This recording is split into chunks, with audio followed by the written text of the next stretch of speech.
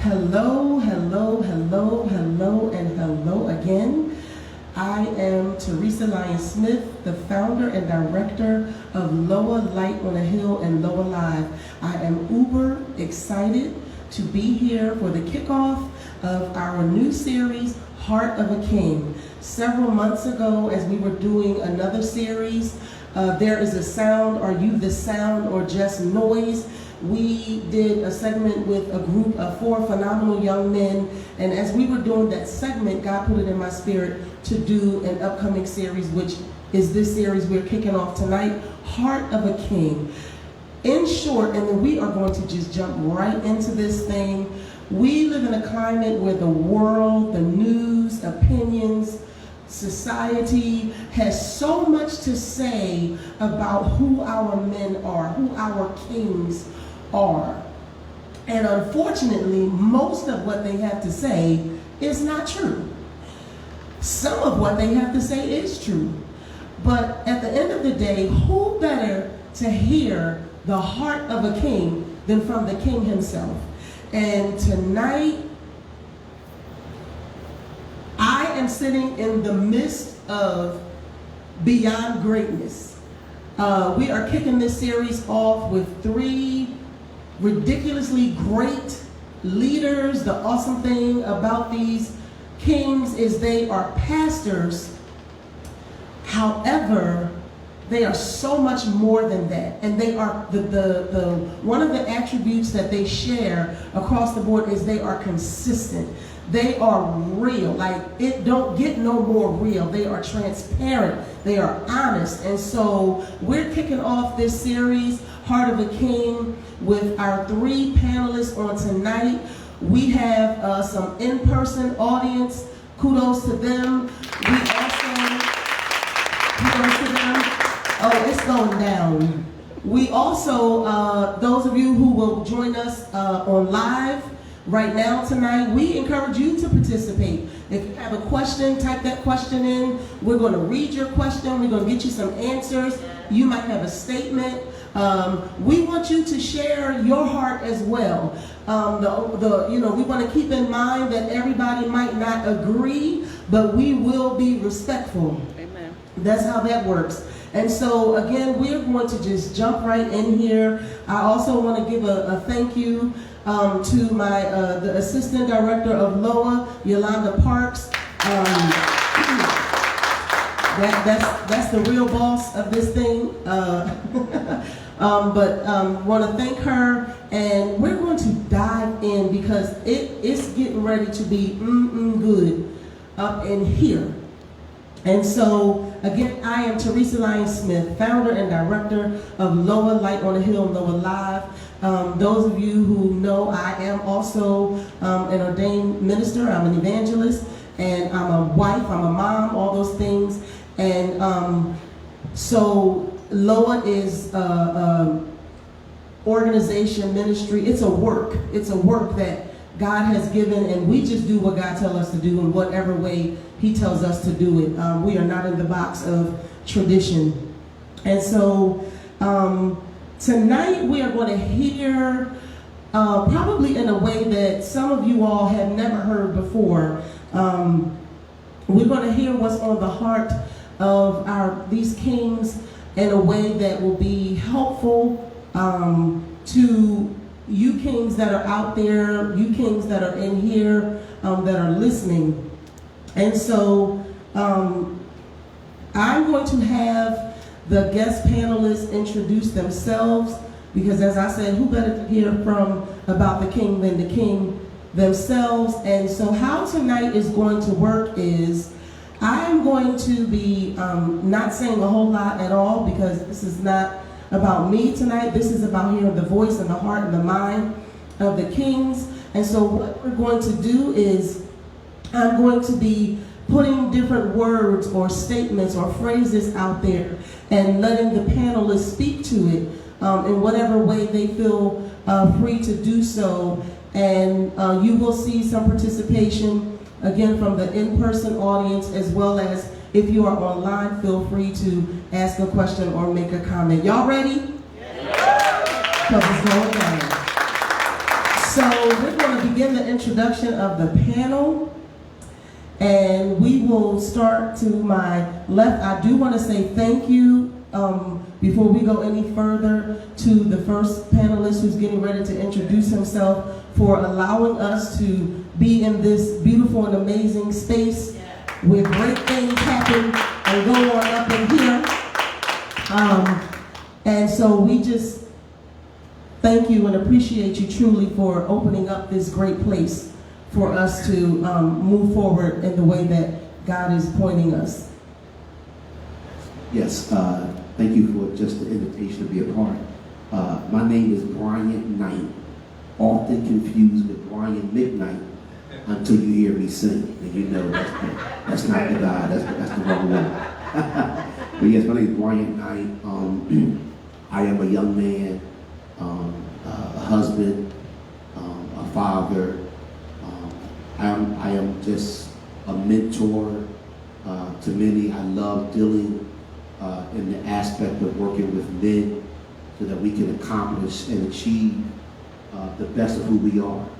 And so a part of, that's kind of the gist of who I am outside of just being a pastor of this edifice, as well as I am the visionary of the Pastors and Leaders Summit, where we work with smaller churches to get them to understand vision casting and how to bring the latest 21st century training and development to their churches. We just hosted our conference about a month ago, and we had an awesome time.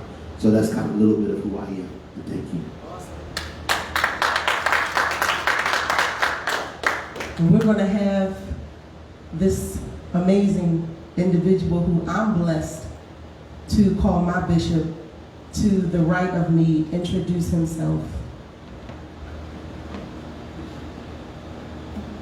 President, everybody, thank y'all for Pastor Light and Bishop Frederick. Amen. We thank God. I'm George Allen. I don't use my government name. Everybody call me Kathleen. I'm born in North Philadelphia. Came out of North Philadelphia, out of the hood. Been married to my wife for 35 years, 41 years together. Also grandkids, godfather. Also, we have in our ministry, Leading Youth for Eternity. My ministry is Effectual Praise and Worship Center. I have a heart for the people. I love people. I love the men of God. And my thing is, I'm so much of being transparent is because of what I've been through. Raised in church all my life. I had both of two worlds, Baptist and Church of God in Christ. So they called me Baptist Gospel. Amen. So I was in between. But I had the best of both worlds because I grew up in both ministries from my grandparents and my father. I came from a single home, whereas I didn't have a mother. I had a father who raised me. I had a father who's put us in Catholic school, who worked at night. My grandparents took care of us during the day. So I'm more affected to the men that in our society that has been lost. I didn't have a mother. My father did the best that he could. So I understood the side of a man, the hard side. So the Lord blessed me with a wife to give me the soft side. But I thank God for her. I thank God for what God is doing in the ministry. And I thank God for what God's going to do through Evangelist Teresa. Through this, I believe that God is going to expand and open doors. If we just take off our helmets, our hats, and just expand our mindset so we can hear and do what God is doing in this century. I just believe that God is doing new things, different things in this time and in this season.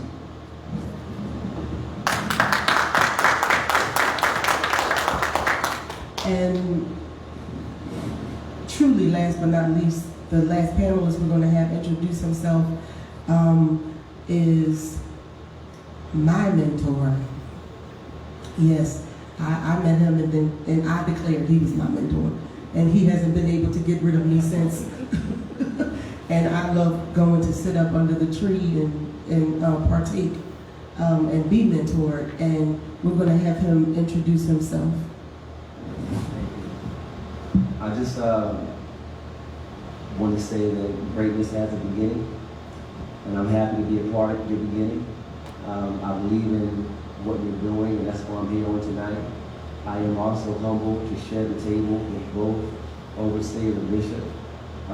As for myself, I am just simply the proof that God can take an unqualified man with a history and make him great. I'm a pastor. I'm also an entrepreneur. I have my own personal development company. I'm also an author. I mean, I don't want to get into, all of my qualifications and things of that nature. I do have some I'm credentialized. I'm certainly qualified to be seated here. But I do want to say that's not important. What I've achieved in life isn't important. I'm still a human being. I'm still a man. I still hurt. I still cry. I'm still confused at times. I'm still looking for answers. I still need my daddy. So I'm here to just simply not just add value, but to absorb all that I can from the environment as possible. So it's a privilege to be here. Thank you for having me.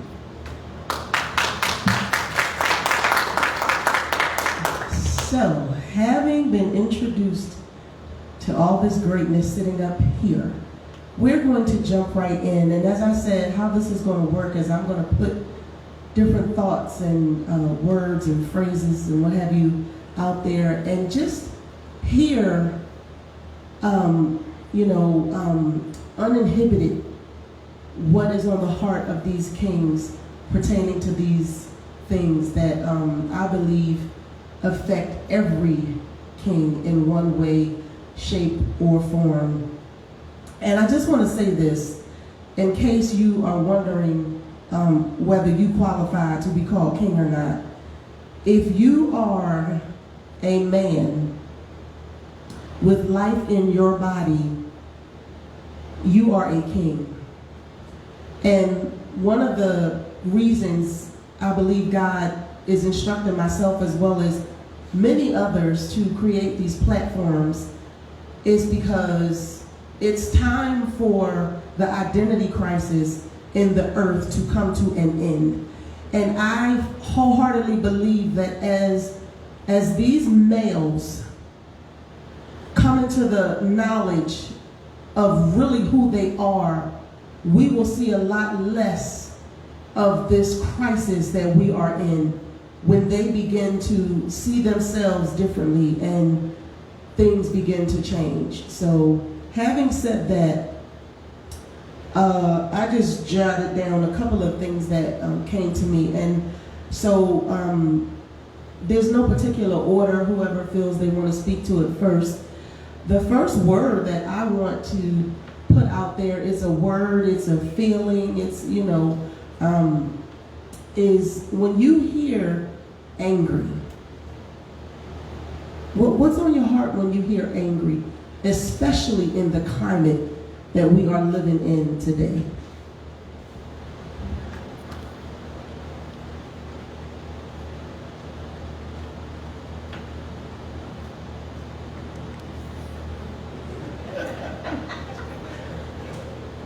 That's a whole segment in and of itself.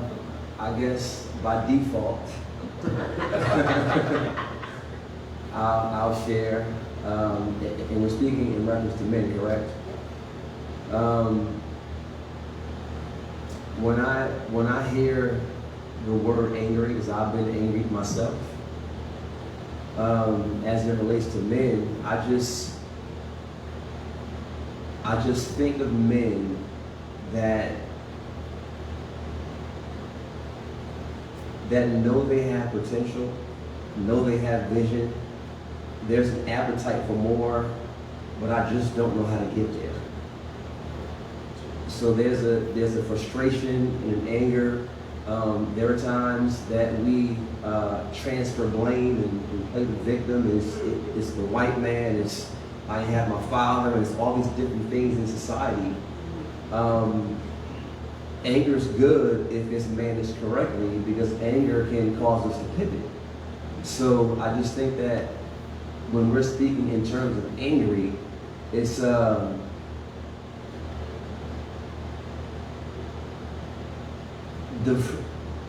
the fruit of who I am, the productivity, what is supposed to come from me is the thing that can satisfy the anger. It's not just the presence of Jesus, because people sit around Jesus angry all the time. So I think that, from when I hear the word anger, it's just being separated from what God ordained me to have in life, and ordained us as men to have in life. When I hear the word anger, it's difficult for me to view it from a lens where it's of all men. I view anger from a lens of me being an African American male in this society. I look at that first. And I look at the anger as, to be honest, for me, something that I'm not sure if I've ever worked out effectively in my life. Because I was I've been in church all my life.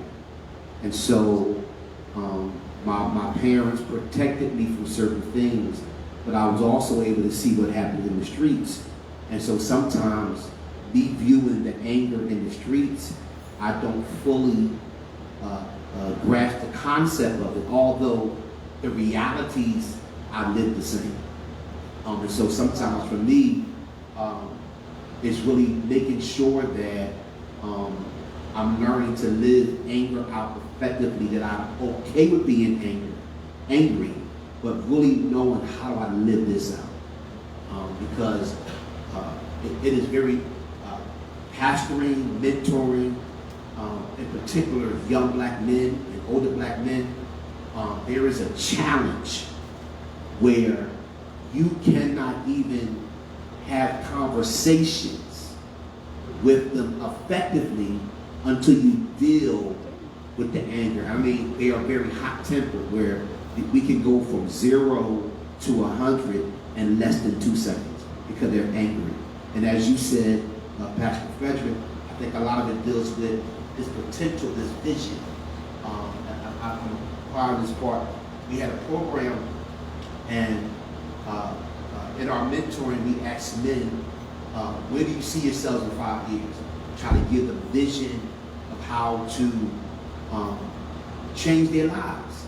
So I never forget, one of the young men said, what do you mean, Mr. Knight?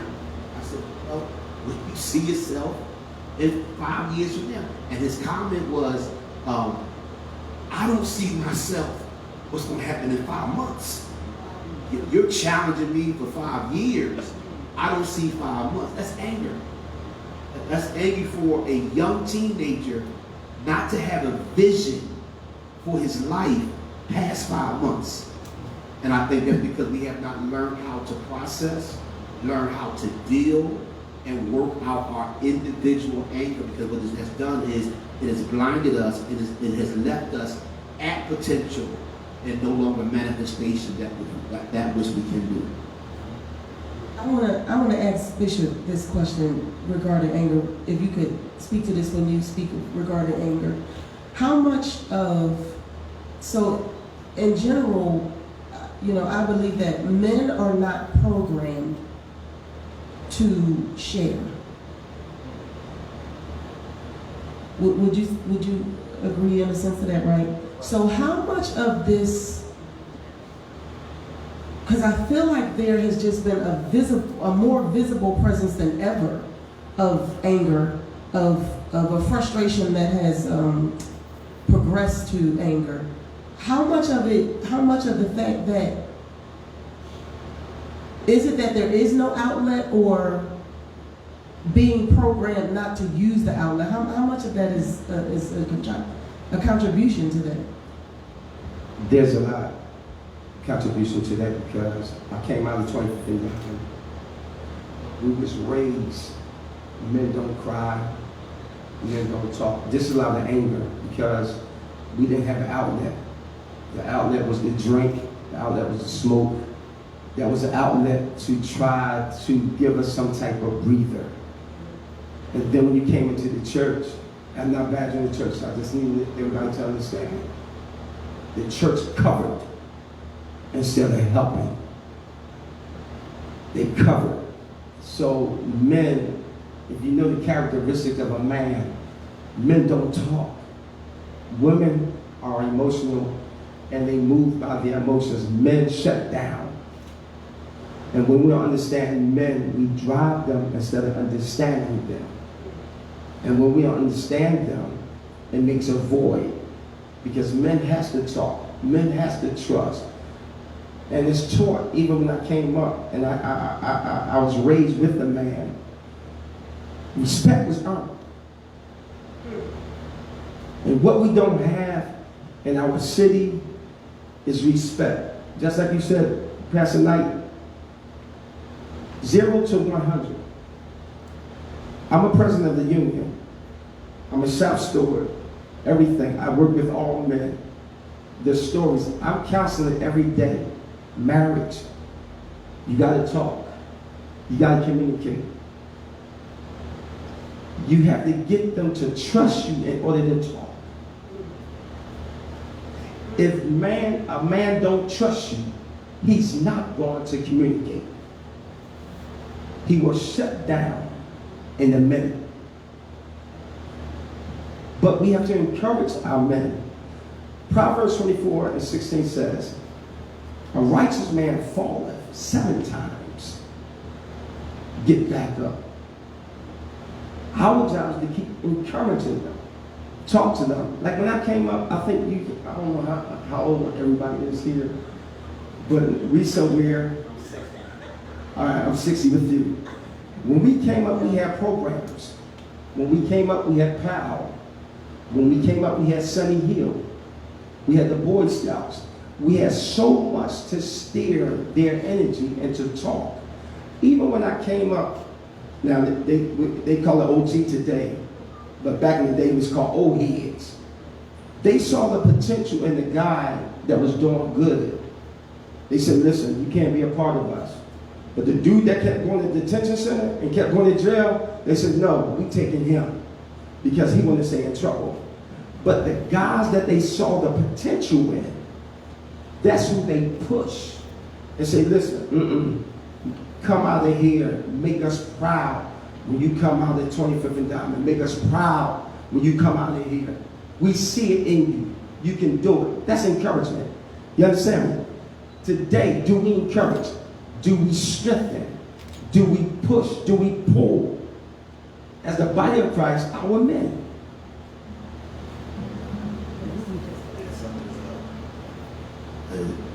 So I'm the baby here. He's a confession.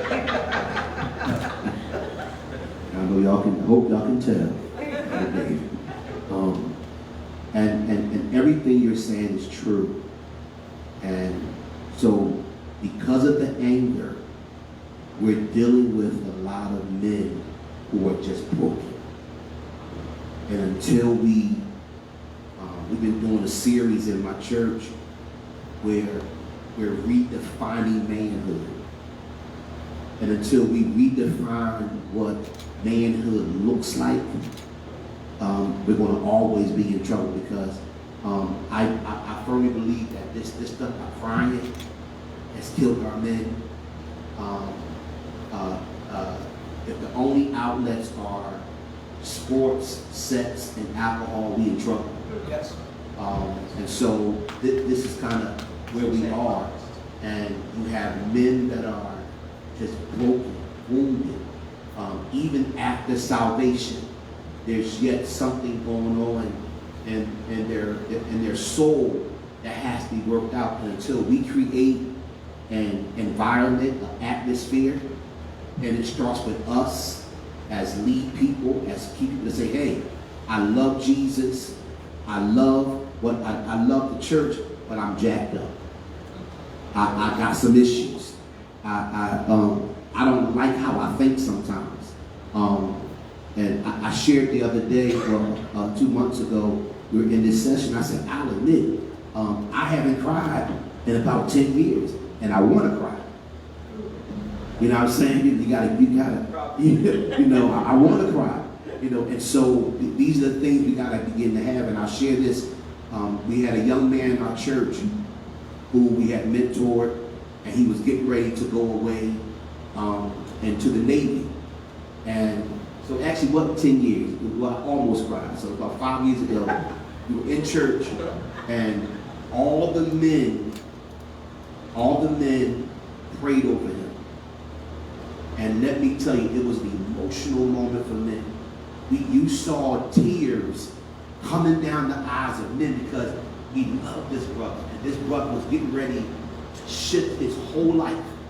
So as we're praying and the tears coming down, men are in the church and around this altar, hugging each other, embracing each other. And as we're walking back, my father, love the man, he's old, so his thing is like, what's wrong with y'all? He said, y'all crying over that? He said, the man is getting ready to see the world for free. And y'all crying. He broke the moment. You know what I'm saying? Now, I don't blame him because he's only acting out of what happened to him. You know what I'm saying? But it's keep being passed down and passed down and passed down. And now we have men that don't know how to properly express their anger and their feelings without being angry. And so that's where we are. I'm into this. Listen, but this is where I say transparency starts. The reason why we covered so much stuff and never got free. We covered. Transparency is when I can speak, I can hear, I can help. I can help. But when we cover up anger, we cover up our issues, we don't have nowhere to speak, we don't have nowhere to express, and then we sitting there like we holier than thou. No. They need to know I'm a child of God. Jesus said, with loving kindness have I drawn thee. We have to love them out of that. Love them to who they are. They are great men of God. They are kings. They are somebody in God. We have to learn to be transparent in the body of Christ. Listen, I have a member right there, James. And just for example, one Sunday I was preaching. I was getting dressed for church. The Lord said, take all that off. I'm like, what are you talking about? He said, I want you to go to church in a t-shirt, a pair of jeans, and a pair of sneakers. I want you to preach. James, how many men joined the church? He's like 16, straight from the street. And one Sunday, because the Lord said, listen, I'm the head of this, I need you to hear me. Do not put a suit back on until I tell you to. Then I had to like, yo, that's not my makeup, that's not our makeup. That's not how we came to church. That's not how we dress for church. I'm like, God, what is you doing? He said, watch me. He said, I'm going to show you. Because you're going to help a whole lot of brothers. And they got saved. And we started talking. We had men's night. Yo, talk. Yo. You cut me, I bleed. You punch me, I might knock you out. But this is the real thing. I'm telling you, I don't wake up all the morning. You understand me? I go to work every day. I've been on my job 32 years. I deal with union. I deal with these issues. So we have to come to the place of building our men, loving them, teaching them, first of all, and being transparent. I want to ask,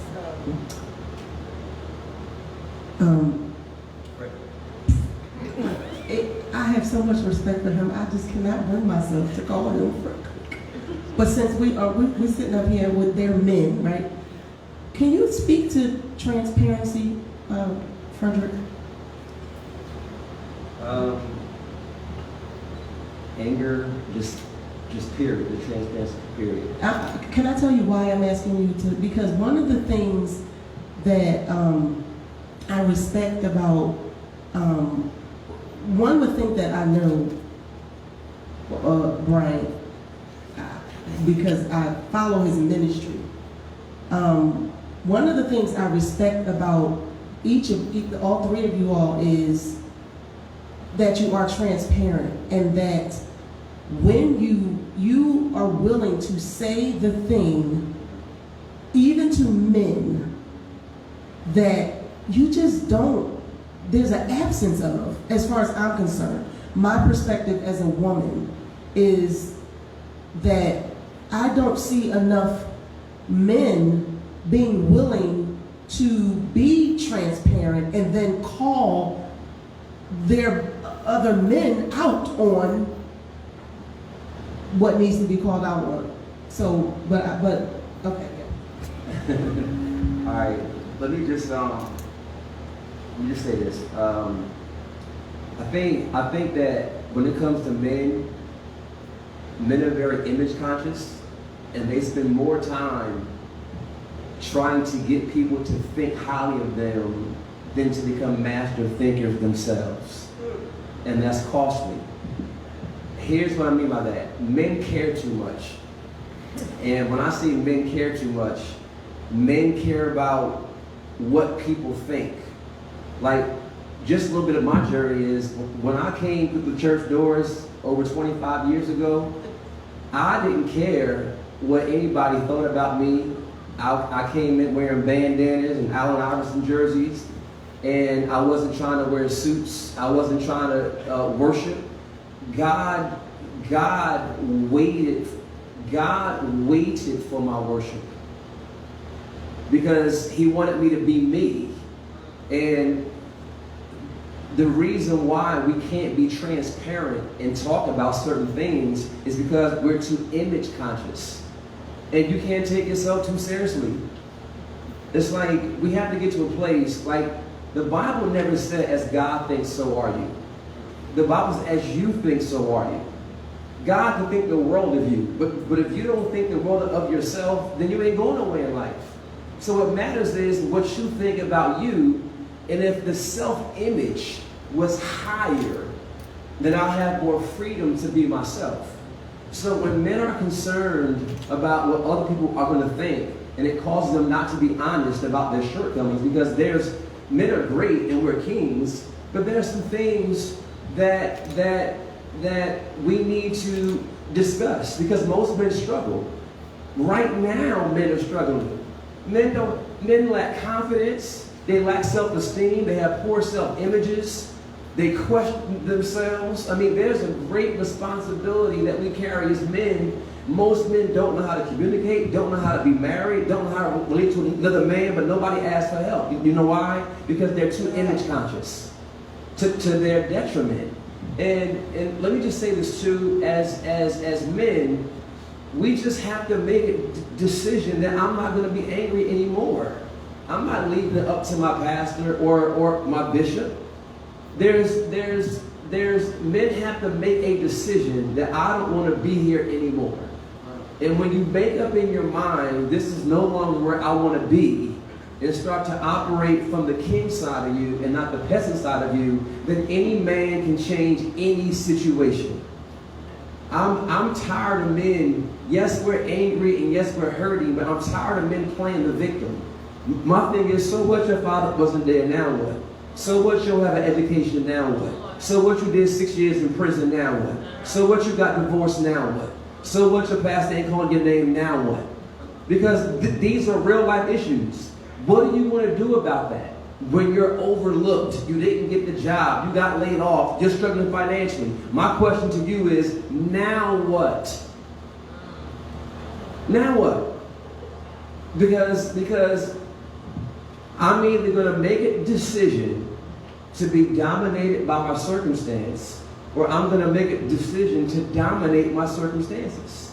And here's the great thing about God. If God only left us Genesis chapter 1, period, just gave us Genesis chapter 1, there's a lot that a man can learn about himself. Here is God in the midst of confusion, chaos, and darkness. Most men today are in the midst of confusion, chaos, and darkness. But God did not cry about his outward conditions. He said, this is not what I want. And he set goals, and he got a vision of what he wanted. Like, don't tell me what you don't want. Be aware of what you do want.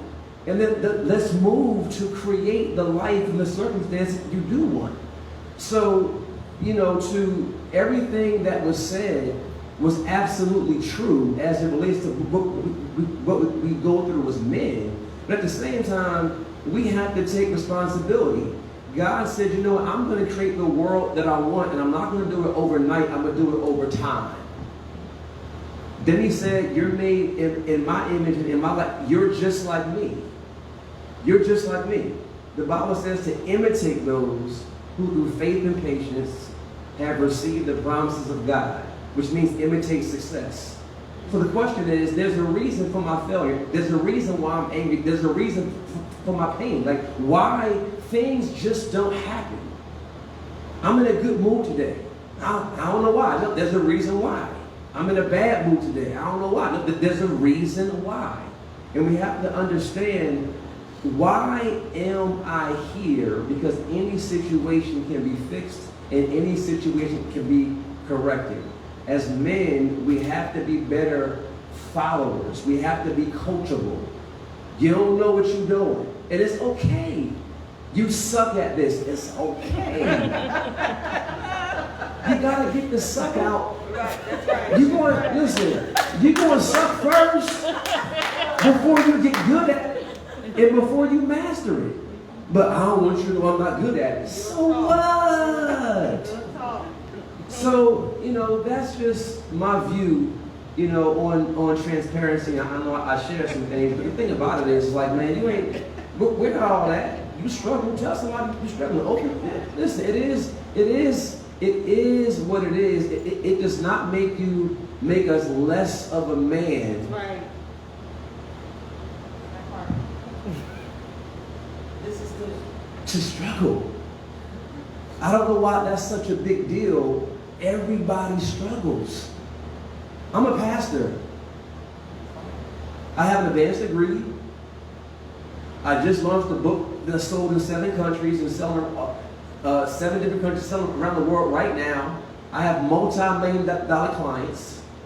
I make more money in 1 month than I used to make in a year. But guess what? Like I said to you earlier, I still struggle.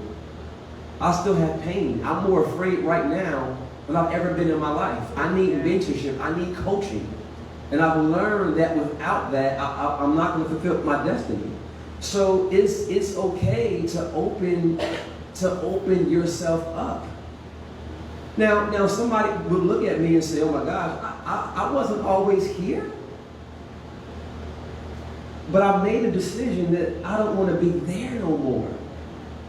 So any person, any man can change their situation once they make a decision. I don't want to be, and you don't have to know how.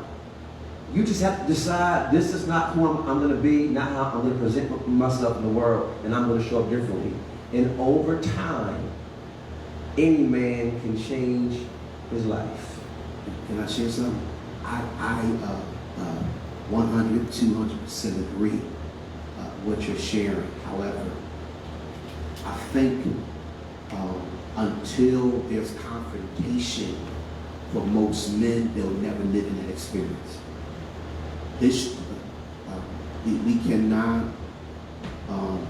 ignore the culture in our society that has taught people that, how can I put it? Because the culture of the society is such one that struggles, it's not until you come along, because now the vision is, I don't want to struggle.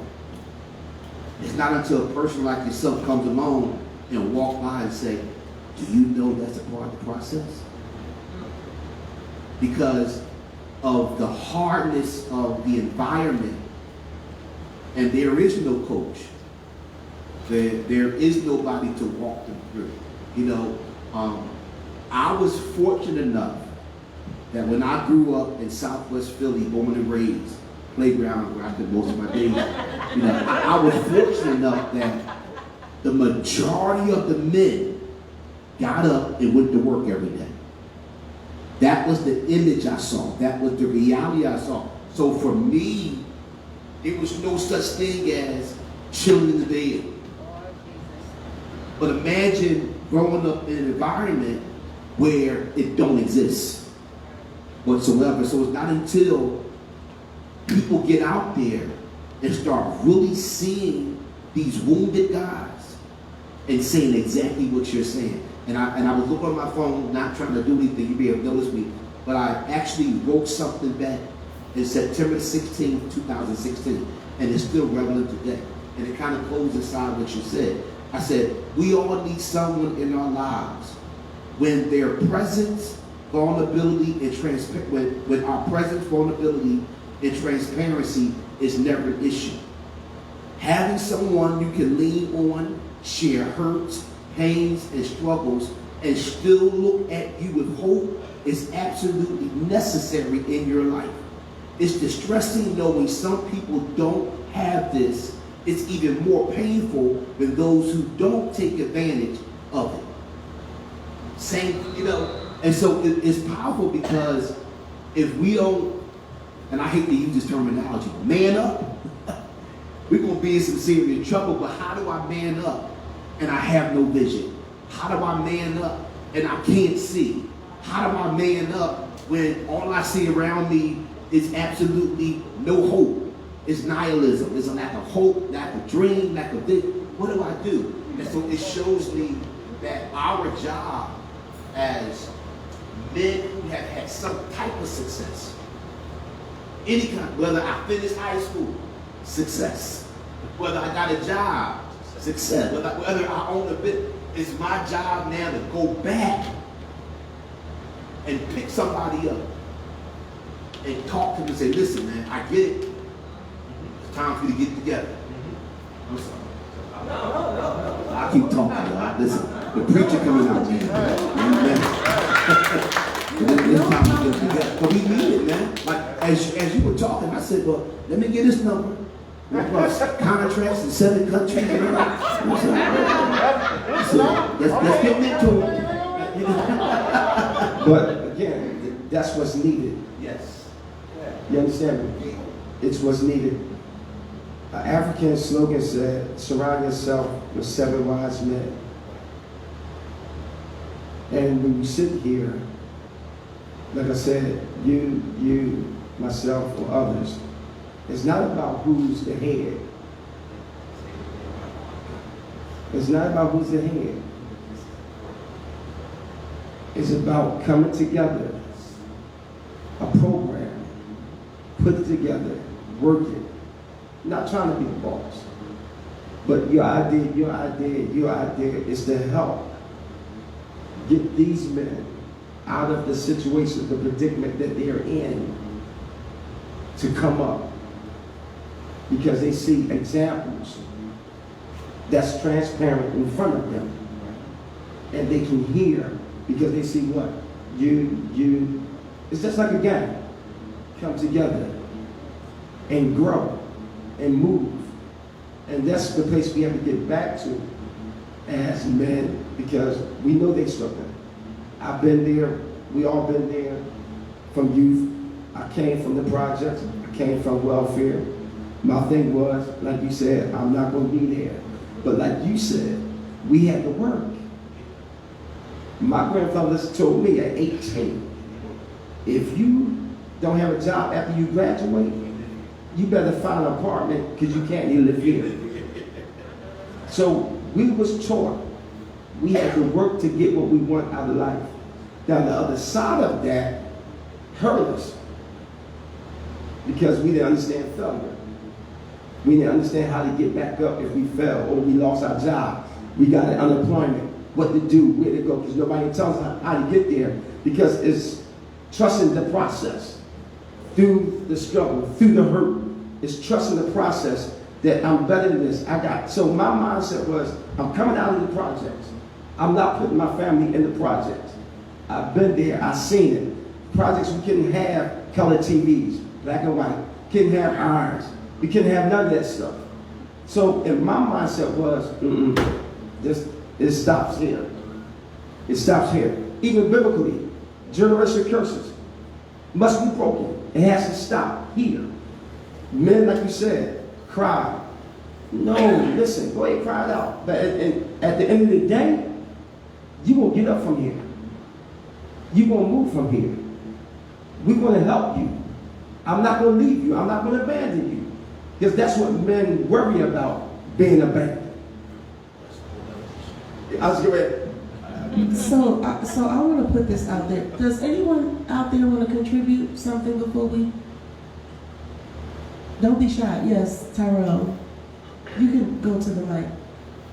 James had something he wanted to say too, but he's being shy. This is important. This is important.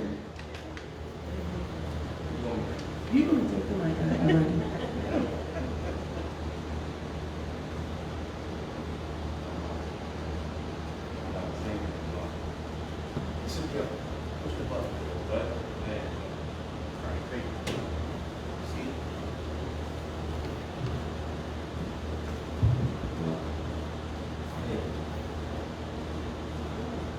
We all anger. You want me to speak on anger? I want you to speak what's on your heart. Just because of the subject, I'm Tyrell. I'm a behavior technician in the schools. So I work with kids that have behavior problems. So I speak to most of them that have anger issues, and most of them do use their excuse that they have no male figure that teach them how to relinquish that anger, that emotion. So I tell the kids, I said it's okay to feel how you feel. But just like the Bible says, be angry and sin not. When you're so angry that you're frustrated, that you want to harm somebody, that you want to hurt somebody, because you don't know how to place that anger, because no one taught you how to release that anger. And a lot of them get like that, and there's a lot of men out here in this world that I speak to that they're so angry because they feel that anger is their strong point. It's a superhero power for them, because if they become emotional, they become weak. Because now I'm giving up my vulnerability. That's why a lot of men do not love women. They hurt women because they don't understand how to be affectionate. They don't understand how to be emotional. Because once I become emotional, now I'm weak. I have nothing else. So it becomes an insecurity issue, because that's all I know is how to be mad. It's how to be angry. It's how to hurt somebody. Because I don't know nothing different. The guys out here, the young guys that's doing most of the killing out here in Philadelphia are teenagers. They're babies. Because the world is teaching them that anger is okay. It's okay to loop. It's okay to do these things and feel it and be okay with it, because no one is saying, oh, that's not the way it goes. That's not how you do things. And when we're angry, and just like everybody said on here, we don't have the mentorship and the understanding, because no one is asking them what do they want to do with themselves, or how do they really feel. Like I asked my son, and I caught myself one time, at a young age, we as men teach our boys not to be emotional. What do? The mom say, oh, what's wrong? We say, no. Get up. It ain't hurt. It ain't that bad. Why are you crying like a girl? So you already implant this anger into your boys, because you already teaching them that that's a girl thing. So they cannot identify from being a male and a female, because anger is considered now a male thing. And being weak and vulnerable is considered a female thing. So we tease ourselves, even as kids, you being a girl.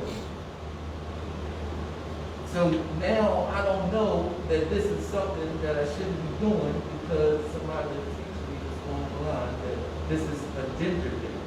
Now I'm identified with male and female. So once we get over that hump and understand that men are able to be emotional and express themselves, because you'll get a better response. You'll feel better about yourself. You'll understand yourself a little bit more. Your perspective on life will change. because now we don't see through that lens that everybody against me. Thank you for sharing.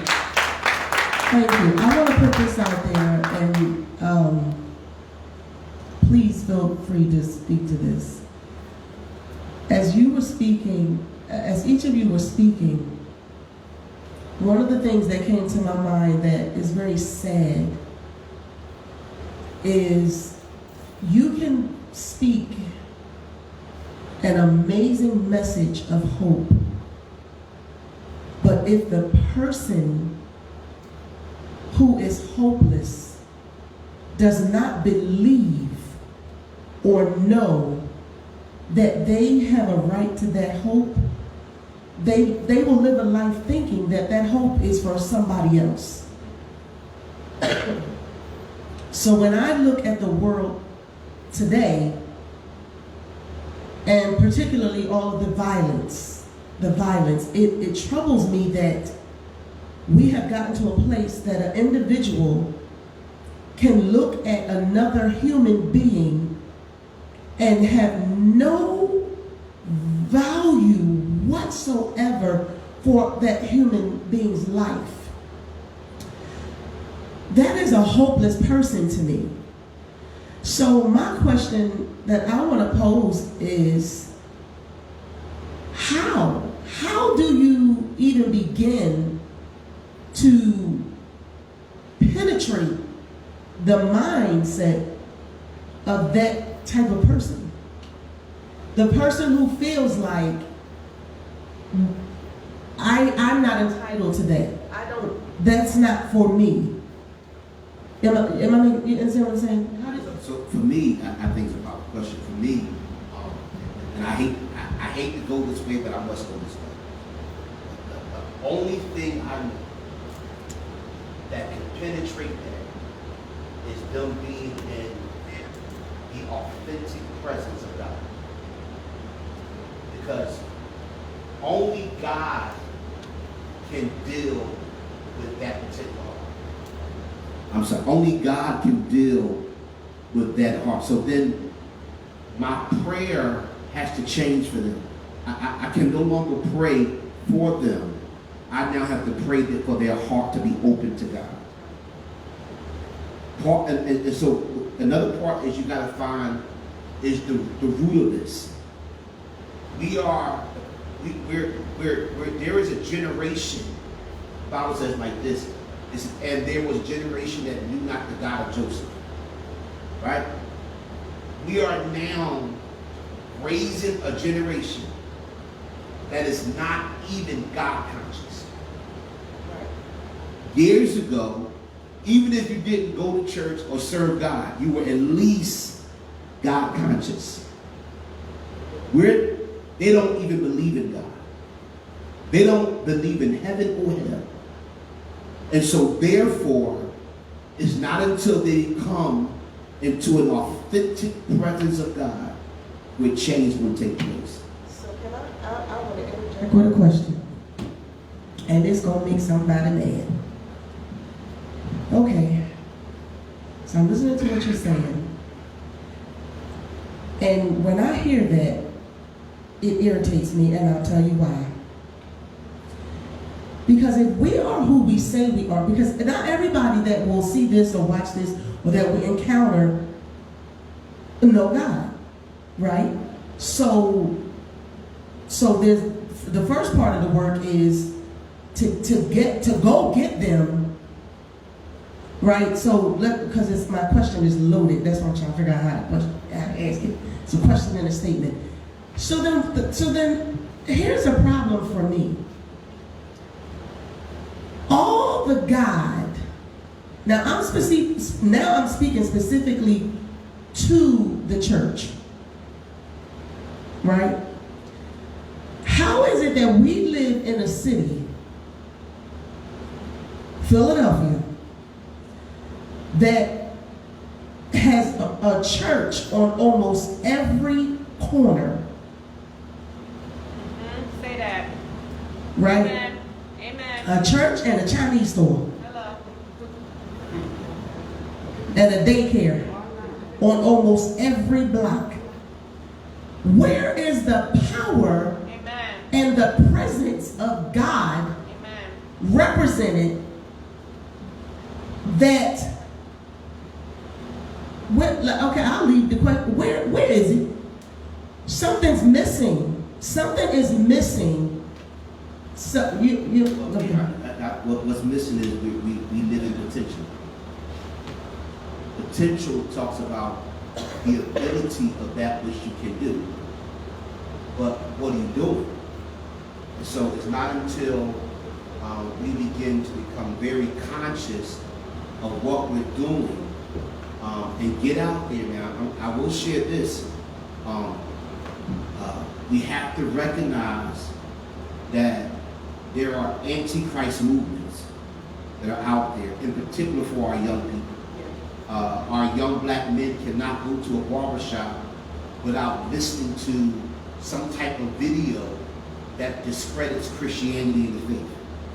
And so it's not until we in our local churches begin to get involved into an area of urban apologetics that we can now begin to sit down and have conversations about the several questions that people may have about faith.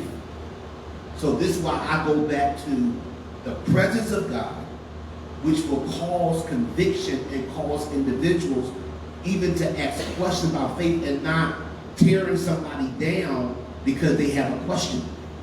And so I think that we have to be sharpened in the area of urban apologetics, so that what's going on, because that's what's happening in the street. You got the black Hebrew Israelites, you got the Nation of Islam, you got the Zionist docs. All these things are happening, and all of them are bringing discredit to the faith. And what happens in our churches is that if we're only comfortable with our shout and our dance and our great time, which I'm going to have, okay? But if we're not going to be about empowering and training and development, we lose it all. And so I think it's not all of it. I'm sure these brothers can speak well of it as well. But I think this is just a part of what we must get involved in.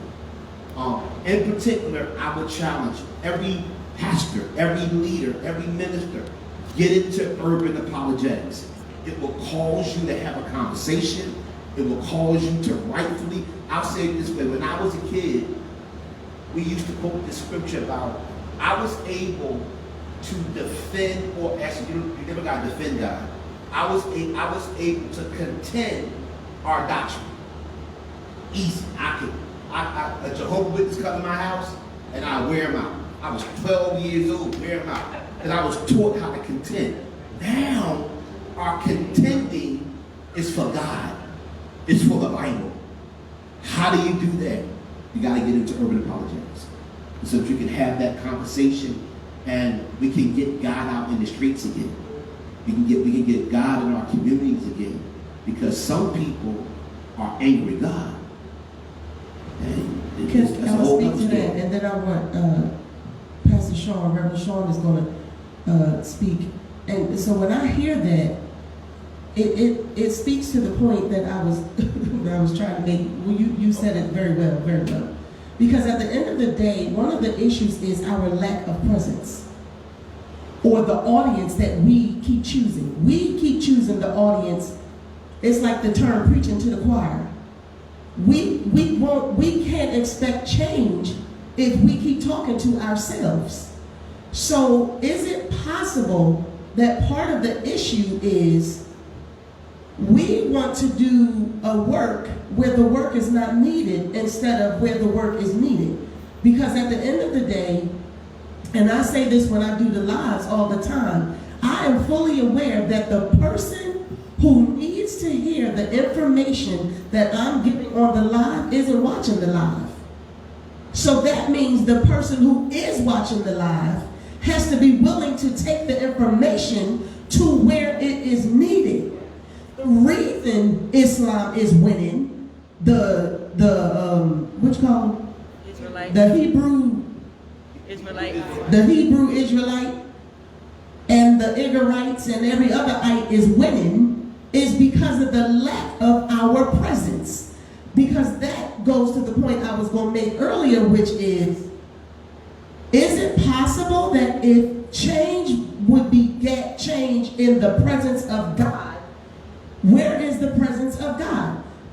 Where are we?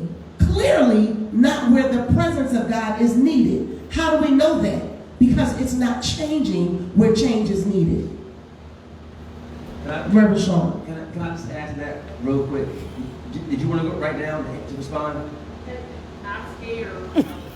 No, don't be afraid of nothing. I just believe everybody an opportunity to add value and to speak. So I can take a back seat. I wanna. Okay, so I wanted two things I want to say. I think it goes back to at the beginning, as you said, that we're in an identity crisis. Someone asked a question earlier, how do you even begin to help someone who doesn't have hope to find hope?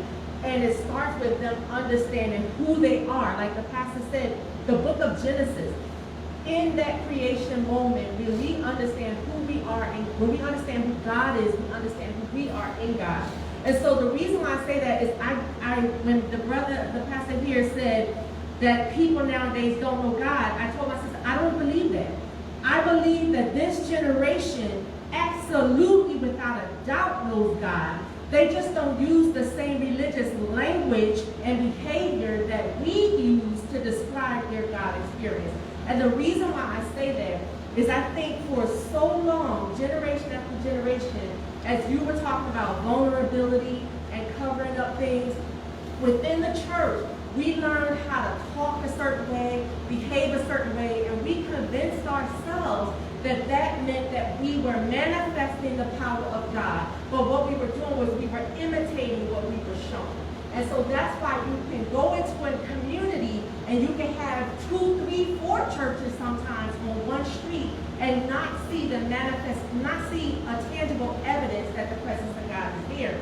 And so I think what this generation is causing us to do is to see ourselves.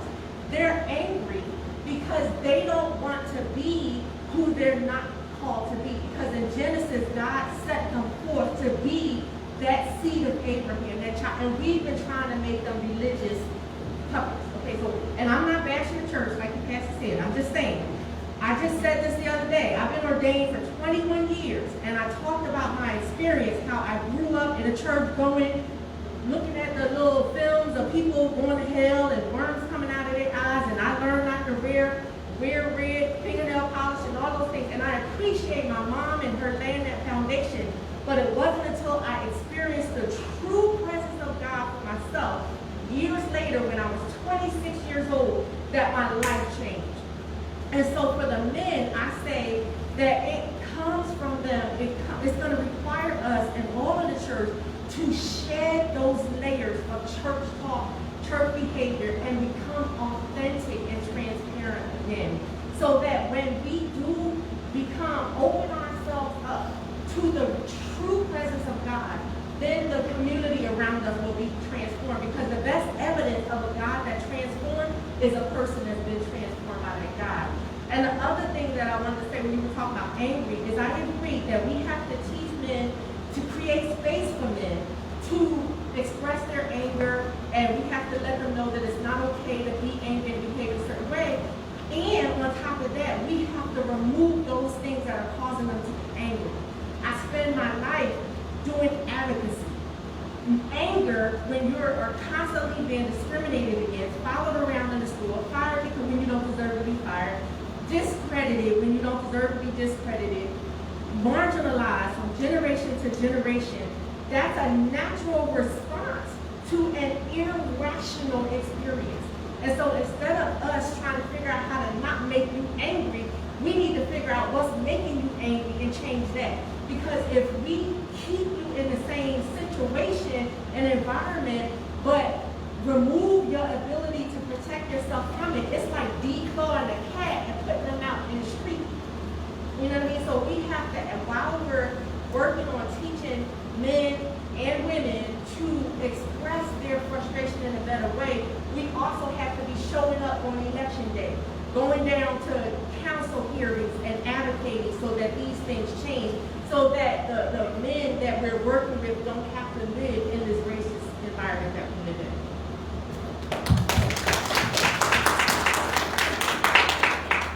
I think that was well stated, and I don't think there's no one answer to some of these issues. I think everybody has valid points and different worldviews and different perspectives. But to your point, I know you said that I don't want a church bash, but the church isn't perfect.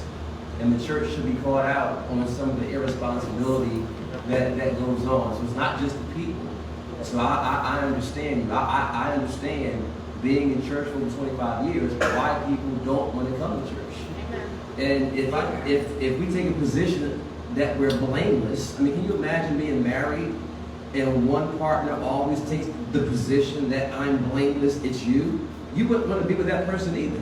So the church needs to come out and take some responsibility and start taking ownership of why some of these problems do exist, because we have to change as well. So I just wanted to, it's okay. Bash me all day. It helps me to get better. Not that I don't agree all the time, but what I'm trying to say is, again, if I gave everybody this microphone, there are probably different answers in reference to how to fix the problem. Okay? I'm just going to share my perspective. The presence of God is not supposed to fix everything. The presence of God can be here, and there is still, listen, people starved in God's presence. Jesus is teaching people. His presence is there, but people are hungry.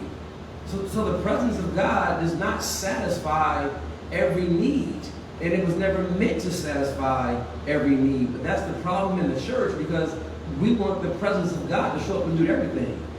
There are plenty of people who've been going to church, and the presence of God in our church, they're still not transformed. Paul said it this way. He said to be not conformed to this world, but to be ye transformed by the presence of God. That's not what he taught. He said to be transformed and changed by the renewing of your mind. The hardest work that we'll do as men is not physical work, it's internal work. The mind is not renewed overnight, the mind is renewed over time. As you think, so goes your life. So, in other words, a person can tithe and give offerings all day long. But they still have a poverty mentality. Guess what? It's not as you tithe as you give, so are you. It's as you think, so are you. And the biggest quantum leap you make financially is a mind shift, not an increase in offering. So the thing about it is that we have to. Here's my thing. What is it that you want in life? I'm hurting. I'm angry. Understood. How long has it been that way? Well, it's been this way for 5 years, 10 years, or whatever it is, okay? Do you want your next 5 years to be like your last 10 years? No. What do you want for your life? I don't want to be angry anymore. The Bible says that without a vision, people perish and cast off restraint, and they're angry. Success is the progressive movement towards a worthy ideal, a worthy goal. It's movement towards something. And this is what's happening in the church. That clock back there is my vision. That's where I would love to be. But I'm going to remain disconnected from that. So in other words, you're saying that the clock is your vision. That's what you want for your life, but there is no movement towards the clock. What is your strategy? What are you doing? That's the point I'm trying to make. It takes work to bring about change, not just the presence of God. And most people are not working. Man, my marriage is. What have you done to fix it? I have spoken about church all the time. When you struggle believing, because we all struggle with belief at times, what do you do about it? It takes work to overcome doubt. So you just gonna let, Jesus said, if you believe, all things are possible. So when you find yourself, like that tells me that no matter what I want in life, if I don't believe it, it's just not possible. So if I'm struggling believing, then I have work to do. Because if I don't believe, it's not going to happen. So I have to connect with people that have faith. What are the last 2 books you read on increasing your faith and overcoming your faith? How many scriptures do you know? So the point I'm trying to make is most people are not doing anything at all to change their situation. At all. People tell me, Pastor, I did my best. And I used to, well, you know what, they did their best. Until I start asking, what does your best look like? Well, I did. I'm like, if that's your best, then you should be struggling if that's your best. So the point I'm trying to make is we're always looking at God. You know, God didn't build the ark, Noah did. God supplied the strategy and the resources, but it was Noah that produced that created that. And so many people are looking for God's presence, and God's presence is not going to do nothing sometimes but tell you to do things that you don't want to do. Let me just say this last thing. Most people know the story of Naaman, right? He had leprosy. So in other words, this is something I don't want in my life. I don't want this anymore. What do you want? I want to be healed. He wanted to be healed in the way that he wanted to be healed. No work. I want the prophet to come out. I want the presence of God to show up and just heal me. No. Go dip in the Jordan, not 1 time, not 2 times, not 3 times, 7 times. I know there are other bodies of water near you, but I'm sending you to the farthest body of water. You dip there, and if you do it, then you'll have skin as a baby. But the problem with Naaman is he's just like us.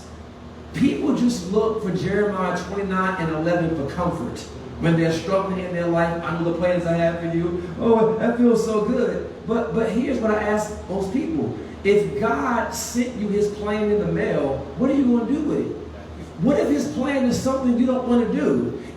His plan can solve your problems. But my question to most people is, will you do his plan?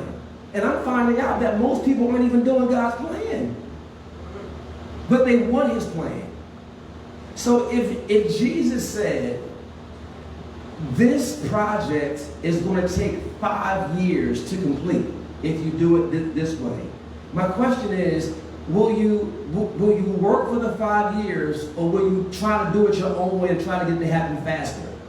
Or would you just not do it at all because 5 years is just too long?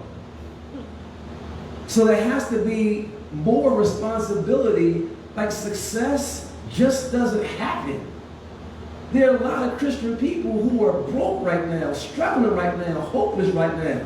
Salvation isn't the answer. It takes work. We have to produce. There's talent in each and every one of us. And most people have buried their talent. And my thing is, you got to dig it up because it has value. God gave you your talent to serve to the world.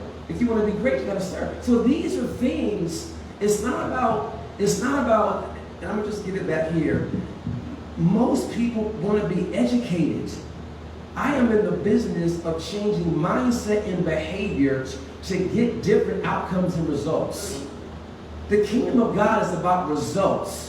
Not just worship, not just dancing, not just praise. It's about results. And I tell people in my church, don't debate doctrine. Let the fruit be the feedback.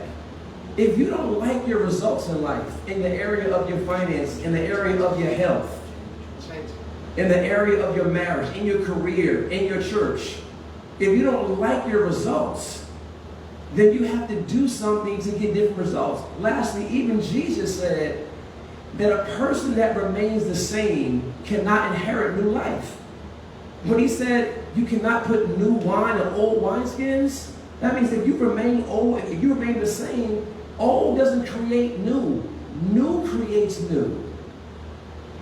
And it's a hard truth for people in the churches. They want the presence of God. My question is, what are you doing? What are you doing? And God will always, more often than not, give you an assignment, give you an instruction that you are going to struggle with. But the great thing about God is that the solution to your problem is hidden in your work. Can I share something? It's in the I'm sorry. I'm gonna take like, I'm gonna do it like in less than a minute. Because I want to make sure that a statement I made is not taken out of context a little bit. So when I mentioned presence of God, I was speaking based on the situation that you were speaking on. The example is I have the young man, I think he's back there, the light-skinned brother. He's been part of this ministry for like about 8-9 years. He was suicidal. He was smoking, drinking, and coming to church was something to do as a checklist. To say, I did it, now whatever. The moment the first experience in church, there was such an authentic presence of God that it changed his life and he got the work started. And so this is where I talk about the presence of God, because when I'm out in these streets and I'm talking to people, one of the first things they say is, well, I went somewhere or I prayed and I ain't feel nothing. Now we know it's not about feeling. Right. We know that, but you have to hear the nuances of what's not being said. In other words, people are looking for, as we teach, that he can be touched by the feelings of our infirmity. They want a God they can touch. They want a God they can feel. They want a God, and that's what I'm talking about in that aspect. But I am a firm believer of, I don't care how much you do, it's called work. Faith without works is absolutely dead. And so I 100% agree with what you're saying. I just wanted to share what I meant when I mentioned that presence part. That's all. And as James is coming to the mic, Pastor Mike, I understood that. And because as you were saying that, when you said the presence of God, and what motivated the statement that I was going to make is that the presence of God is not most of I interpreted that as a God experience. And that's why I was speaking and asked the question, what are we doing? Because if we are positioning ourselves according to the assignment and the architectural plan, then we ought to be in certain positions so that we can be facilitators of somebody else's God experience. Amen. That causes a progression of transformation. Amen. So I can appreciate what you said, because as you were saying that, that's what I heard was when you said the presence of God, God's presence, I heard God experience. And the truth is, a lot of people are not experiencing God in the way that God intended for them to experience it, because the facilitators is not in position. Amen. Because, like Pastor Guy just said, we thought we busy working on another plan. We're distracted by another plan. Meanwhile, what we don't realize is we are not only holding up somebody else's progression, we're holding up our own. Because you just said something that is profound. Your answer is hidden in the plan. You understand? So when people say it ain't that deep, you better believe it's that deep. The Bible says deep calleth unto deep. And if you want this thing, you're going to have to go deep. You're going to have to go deep. You're going to have to get up under an understanding that's going to require, that's a whole nother segment. At any rate, James. First and foremost, I'd like to give honor to God. Talk in the mic.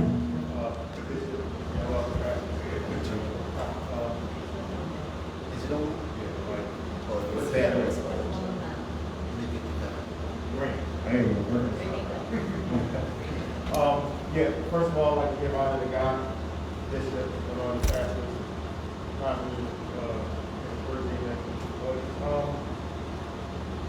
I'm going to say this real quick about how to connect with the younger, listening to you and inspiring what you're saying, how you work with the young kids and young men and trying to encourage them and try to do, link on to them and work with them. So I got like, at least like 4 guys on my block. Young guys, they like range between 19, 23. They smoke weed, they drink, their parents take care of them, they got no jobs, they got cars, they drive around. So the objective to them, when I talk to them, they'll talk back to me, they'll speak back to me, but in that same term, they come at you with, it's here, they talking to you here, but they standing back here. They're not gonna really let everything out. Now, they'll pick what they want out of your mouth. They don't really want to know the answer. They'll pick what they want to know out of your mouth. So my thing is, I say to them, I'm like, okay, you encourage enough to get in the car. Everybody, first I say that, everybody that get behind a car, put their feet on the gas pedal and know how to hit the brake pedal, don't mean you know how to drive. It'll get you to that destination. How you get there is the question. So they look, and how we, since I was 14, when I got under Bishop, I was 14 years old. I'm 50 now, so you know how old he is. So when he said he's 60, I don't know, he might be leaving some numbers out of there, but I'm just saying, it's that term, old head. You preaching old head, that's what they say. You preaching to the old head. Oh, every time I try to ask you something, you preaching to me. It's a difference of preaching than me trying to tell you there's a different way. And you look at what I have, and you don't ask me how I got it. You just want it, but you're not going to say to me, how can I get there? In your mind, one of them said to me, man, I ain't scared to do that time. I do that time standing on my head. I said, you do that time stand. I said, guess what? I would have been more scared of you. I would have been more intimidated from you if you would have said to me, man, I can go to college and I can bust it out, or I can go, I'm a graduate. And I'd have been more intimidated from you. But for you to say that means what you were saying. They'd rather give you that. I can survive in jail. Because that's going to make them go, oh, that's where they come from. That's the street knowledge. And if you don't break that wall down, too, if they're not voluntarily enough to allow that wall to be broken down, it's getting past that wall. I don't know if it's the fastest way to go around it or to go over it. Either way, a lot of us don't take the energy holding ourselves accountable for it. Because if we don't put in the foot to help them, who else is going to help them? Yeah, they got to want to help themselves.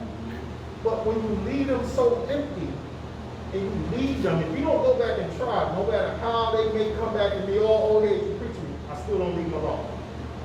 I still keep talking to them. Every chance I get, I still keep, because we can't allow ourselves to just give up. God didn't give up on us. Why are we giving up on them? And that's what a lot of it seems to be to me. You find excuses. Kyle will say, you know what, I ain't going with that problem anymore. Ain't my child.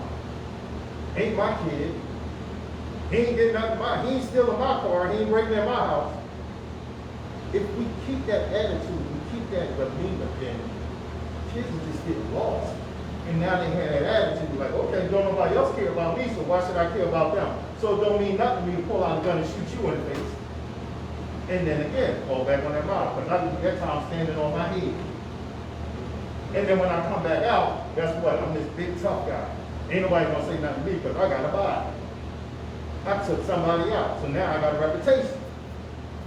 This is how they think. If we don't fight to keep them, they don't believe in the hug. I mean, now we're going through this thing, didn't help, but hugging, crying, they don't friend get their face blast off right in front of them and they don't cry for them. And that's supposed to be their homie. And that's supposed to be their boy. And I'm talking street.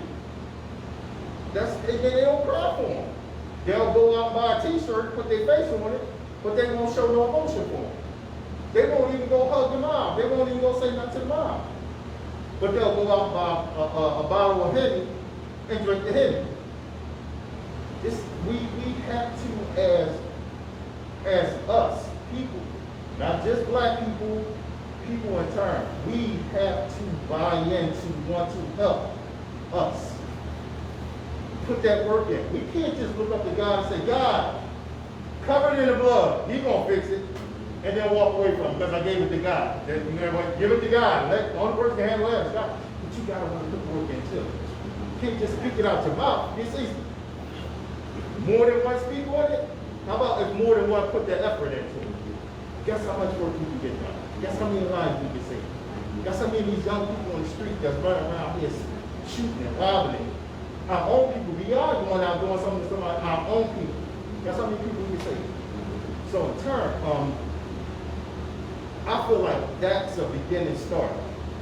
Another quick thing about the churches is the church here, church on this block, church on that block. Because I remember when we was back, we fellowship with church. We would leave from one church, fellowship with another church, fellowship with another church.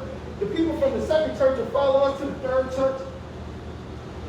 Churches don't need fellowship like that anymore.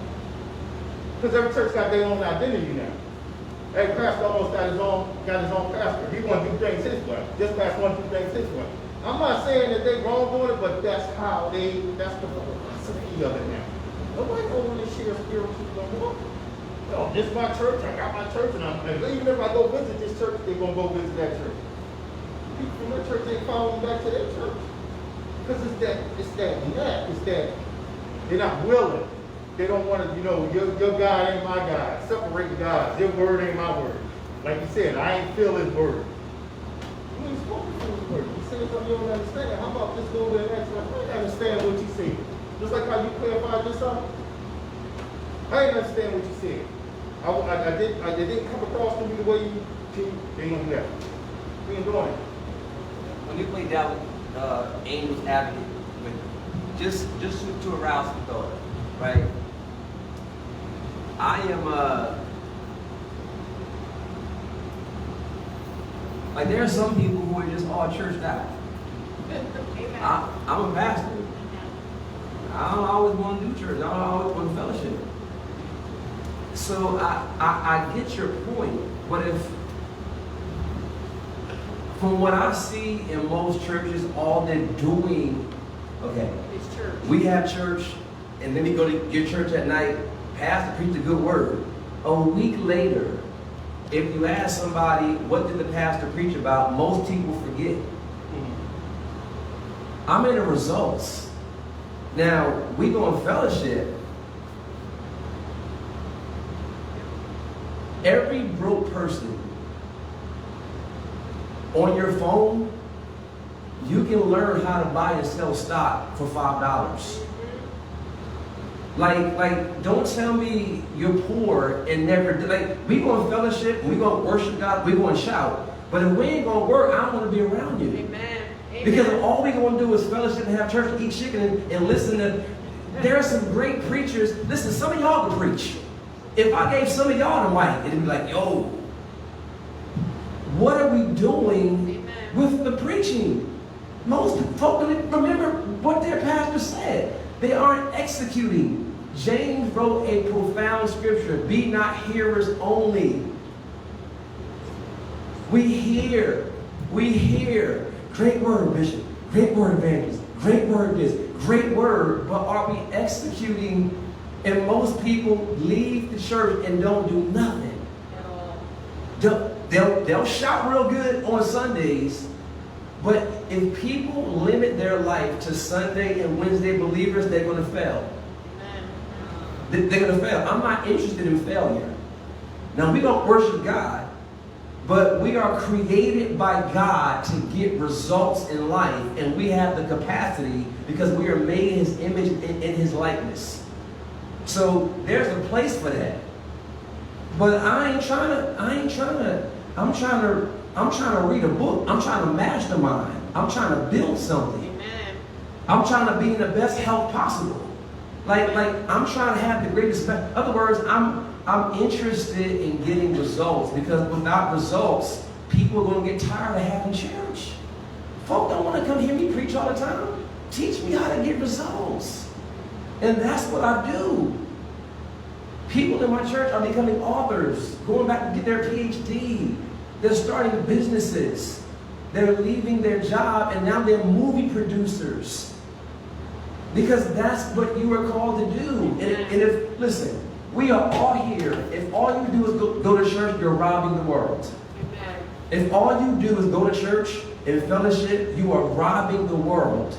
We are put here in this world to serve the generation that we are called to, our talent and our gifts. Your gifts are supposed to be seen by everybody.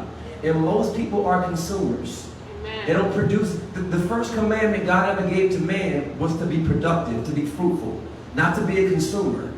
And most people consume. The car I drive, that was made by somebody else. I can hear somebody preach.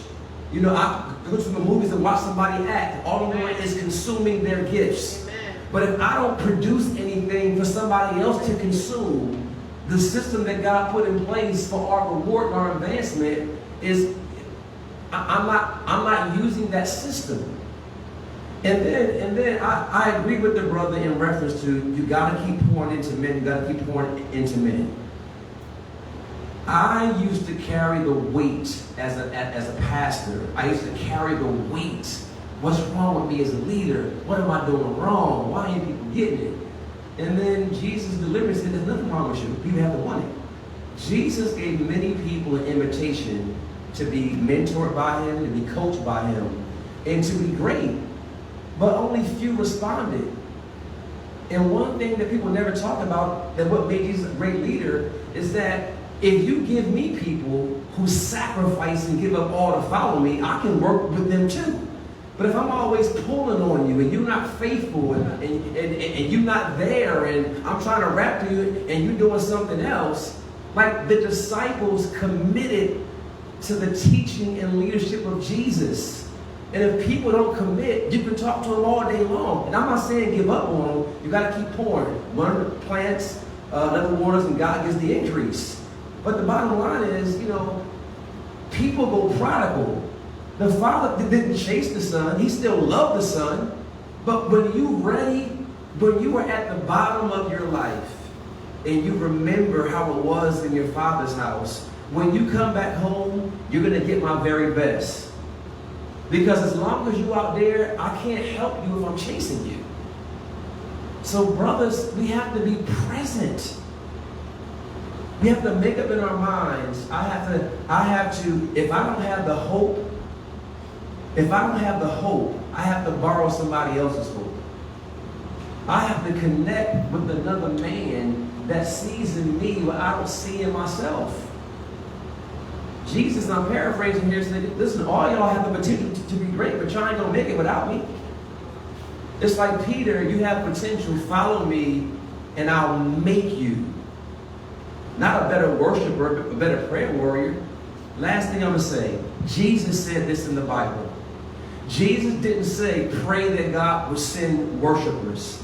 Pray that God will send more prayer warriors. Pray that God will send more preaching, more apostles, more bishops, more anointing. He said, pray that God will send laborers.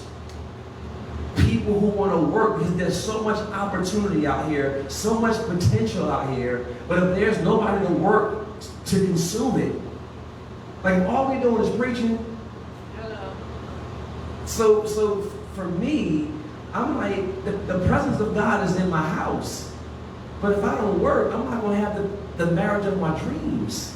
That takes effort from me, from my wife. It takes counseling. It takes coaching. It takes reading books. It takes connecting with other marriages. It takes work to have the marriage of your dreams. Because if I'm just sitting here, we both say the presence of God is in here. I'm not discounting God's presence, but if we don't do nothing, we can be miserable in life and whatever. So I'm not combating anything. I'm for what everybody's saying. There's a place for dancing and shouting and a place for preaching. But I'm finding that with church people, and I'm qualified to speak on this because I've been around the church for over 25 years. So I'm qualified to talk about the highlights of the church and the lowlights. When it comes to people in the church, most people don't want to do anything to change their situations, and that is the biggest problem with the church. It's not the presence of God. Where are the laborers? We're the laborers. So, I mean, test it. Ask folk what's going on. Ask folk, next time somebody comes and say, I'm struggling financially, say, in the last year, what have you done to educate yourself in that area? Next time somebody comes to you struggling in their health, ask them, well, you're the one drinking sodas and eating chicken all day long, so your bad health, you created it. You created that situation. So you can sit here and complain if you want to have different results. There's something that you have to do. And if you don't have a vision, the Bible says is clear. You have to get a vision for where you want to be. God is here. And if we don't get to work, we don't get God's help until we start working. The battle of Ai, God told Joshua to go. You're going to win the battle. How am I going to win it? I don't know how I'm going to win it because I can't connect the dots going forward, but I can tell you afterwards how I won. The Bible says that Joshua drew his sword and he began to fight himself. And then as he was engaged, God sent hailstones down from heaven to kill the army. But God was not sending no help until Joshua got busy himself. Most folk want to just stand there and say, God, kill this whole army. Send the hailstones. You can do it. And God is like, no, if you want my help, then you lead me. Then you go first. Then you work first. And then I'll send you all the help you need. So a lot of us don't even have God's help because we're not working. And that's my message, and I stand by that. And that's hand-clap worthy because as Pastor Denise has the mic and also CJ is going to contribute. At the end of the day, this is the time where all of the messages that we would get that raw message and then be, we deeming the pastors, oh, they just don't care, they cold, those was the messages that was preparing us. Those was the, listen, then you hear, I heard several of us say before we said something, I'm not bashing the church. We don't even have to say that anymore because I believe I heard you say the church need to be bashed. There, I said it. Why is it bashing? We want to call, when God comes to correct and redirect, we have to stop calling that bashing. Because when we call it bashing, then what we are doing is justifying and resisting what God is trying to redirect. It's like I used to tell my kids, when God points out something that needs correction, it doesn't take away from the things that are done right. So we have to get out of this mentality that to hear the uncomfortable thing, to hear the hard but true truth, we have to stop blaming, stop calling that bashing. If we didn't love the church, if we didn't love God and the things of God, if we didn't care, would nobody be sitting here? The Bible says there's a way that seemeth right unto man, and the end of the road thereof is destruction, death. And the truth is, the church has been going in a way that has caused many deaths. And it doesn't take away from the great things that God has done and is still doing, but if we don't redirect, we will be the cause of more deaths. Blood on our hands. So, that being said, there will be not another apology for saying what God tells you to say. If you don't like it, whether you live or on live, pray about it. Tell the Lord. Because I'm unapologetically going to cry loud and spare not. And I'm not concerned with how uncomfortable it makes nobody. Because while we have been comfortable over here, we are losing losing. We are losing lives over here. And the Bible, what James was saying was, you were talking about compelling. And that's what we need. We need a compelling spirit. But in order to compel, that means we have to get up. I'm just saying. Pastor Denise. Good evening. There's so much to be said, and so much that was said. A number of you said things that resonated with me, and a question you asked was, it's okay. But I'm gonna live with it. You said, how can a person look in the eyes of another person and have no thought of the value of their life? That doesn't happen when they're old. That starts from when they're younger. And oftentimes, I, like you, work in the education field, working with young people, right? And so when a person, it goes beyond hopelessness. They don't even have the capacity to no longer hope. They no longer have the capacity to hope. All they know is hate. So that's why they can easily look in the face of someone and pull a trigger and see no value. The Bible says it like this: to esteem others higher than yourself.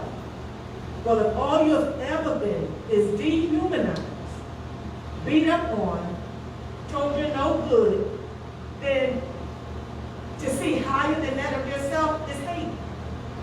It's a reflection of themselves. They hate themselves. And so that's why they can look in the eyes of another person and take their life. The other thing is, you know, I may get in trouble for saying this, but that's all right. The pandemic is one of the greatest tragedies and one of the greatest opportunities for the church. Amen.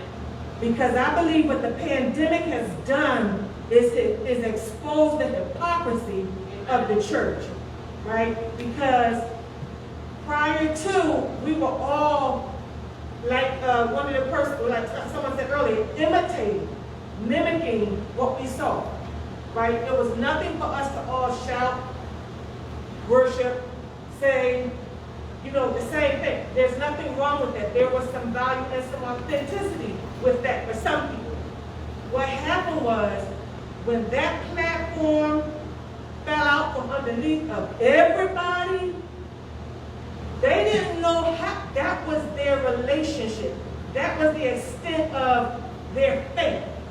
Being able to gather amongst everybody, look, talk, sound, walk like the same person. But when that was removed and we were shut up in our homes, now you have to look at yourself. And a lot of people would rather keep deflecting, mimicking, imitating, rather than take the time to look at ourselves. Because what that did was it caused an opportunity for us to pause, look at ourselves, assess ourselves, reflect, re-examine, reposition, realign ourselves. And a lot of us, truthfully, did not do that. That's why we're still fumbling in the dark. We're still waiting to go back. What is go back home? What is that? Still waiting to get back home.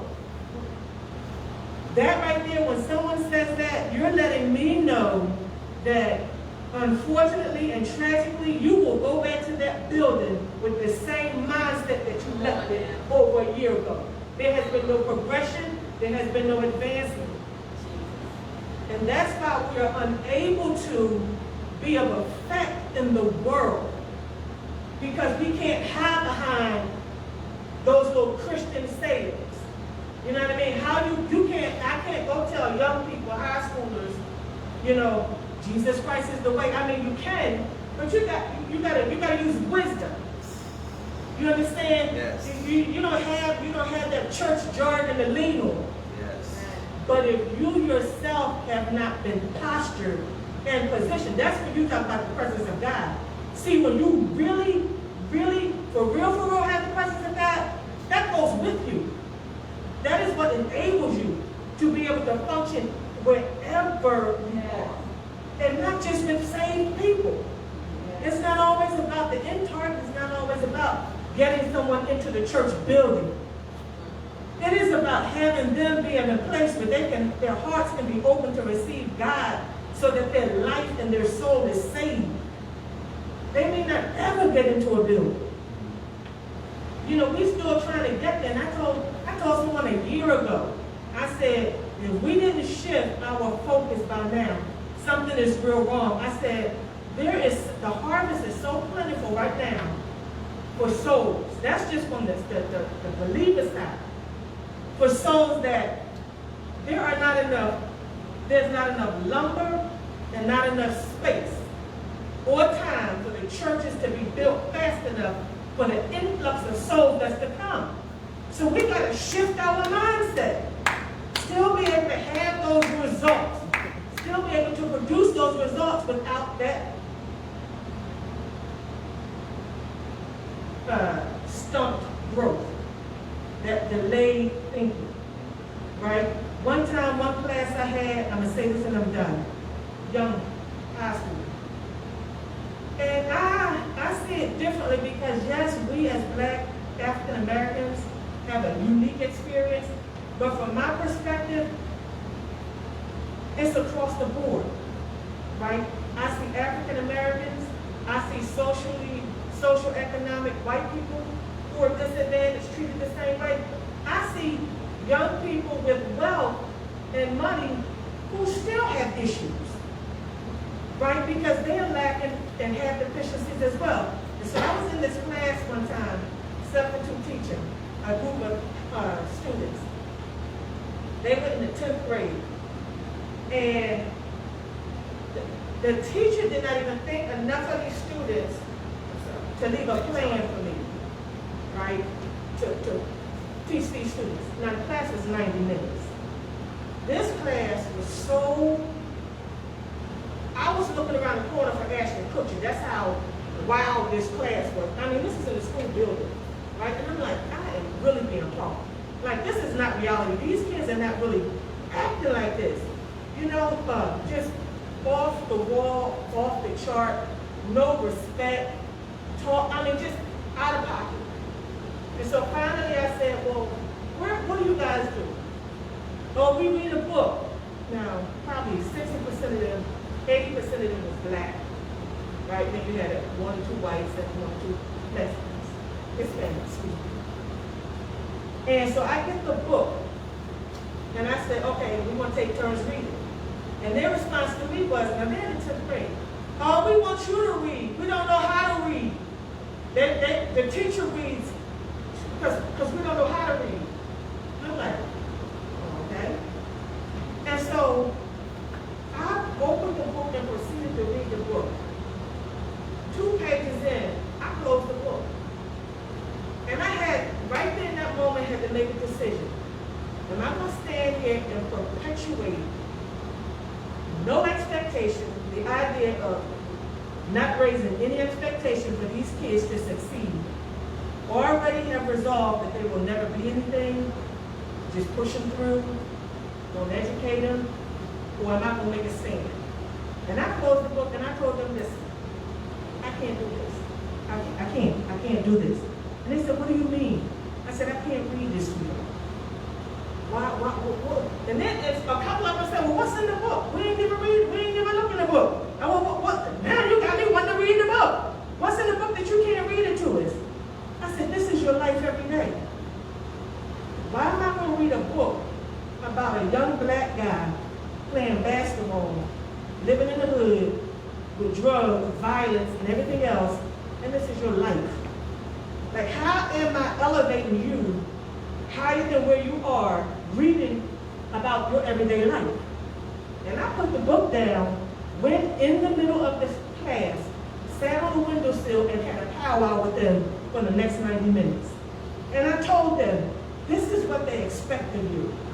They don't expect you to go, excuse me, any higher than this. What are you going to do about it? What are you going to do about it? Are you going to just let them think that of you, or are you going to prove them wrong? And a number of them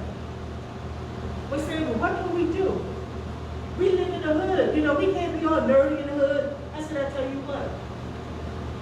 In the hood, be what you need to be to survive. Do what you do to need to survive. When you come in here, do what you need to do to advance and prove them wrong. After that day, they wanted to know who my kids were. Who are your kids? We want to know. Now you gotta, who are your kids? Because you real. We ain't never had anybody talk to us like this before. We never had a teacher talk to us like this before. I said, because they don't expect anything from you. And so they told the teacher, when she came back, Miss Anderson said, we shouldn't be reading this book. Because the teacher came and told me. What did you do? You stirred them up. They said, that's beneath them. Why they can't? And I said, they telling you the truth. And when they act up, come get me. What do I mean by all of that? I didn't go in there preaching Jesus this, Jesus that. I went before them, talking to them where they were, letting them know, you are not what they say you are. I teach students, I call students by their names. I ask them, what do you want to be when you grow up? An attorney. Attorney so-and-so. Doctor so-and-so. They look at me like I'm crazy. And before that class is over, before my assignment is over, they start buying into that. They start believing in that. And that's like that mindset is already. So that's a seed being planted in their life so that they can be in a position for their heart to open up and receive God. Because they know I am not what they say I am.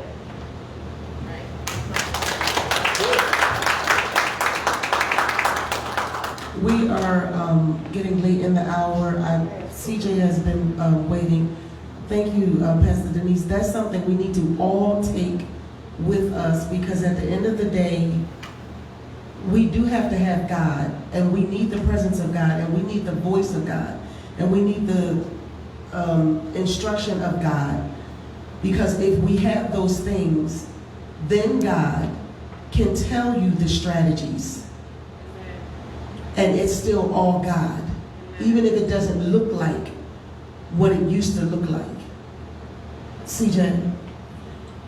And when CJ is finished, we're closing because it is late in the hour and we don't want to take advantage of Pastor Knight. And I don't want nobody talking about me. I'm just saying. But this is, but at the end of the day, I'm appreciative that he thought it not robbery to just allow us to come, because we got to step out of our comfort zone and make room and make the time. Because that is a message that rings loud to the person who feels like they don't even want to be heard, that nobody even wants to hear them. Pastor Guy says all the time, we just got to show up.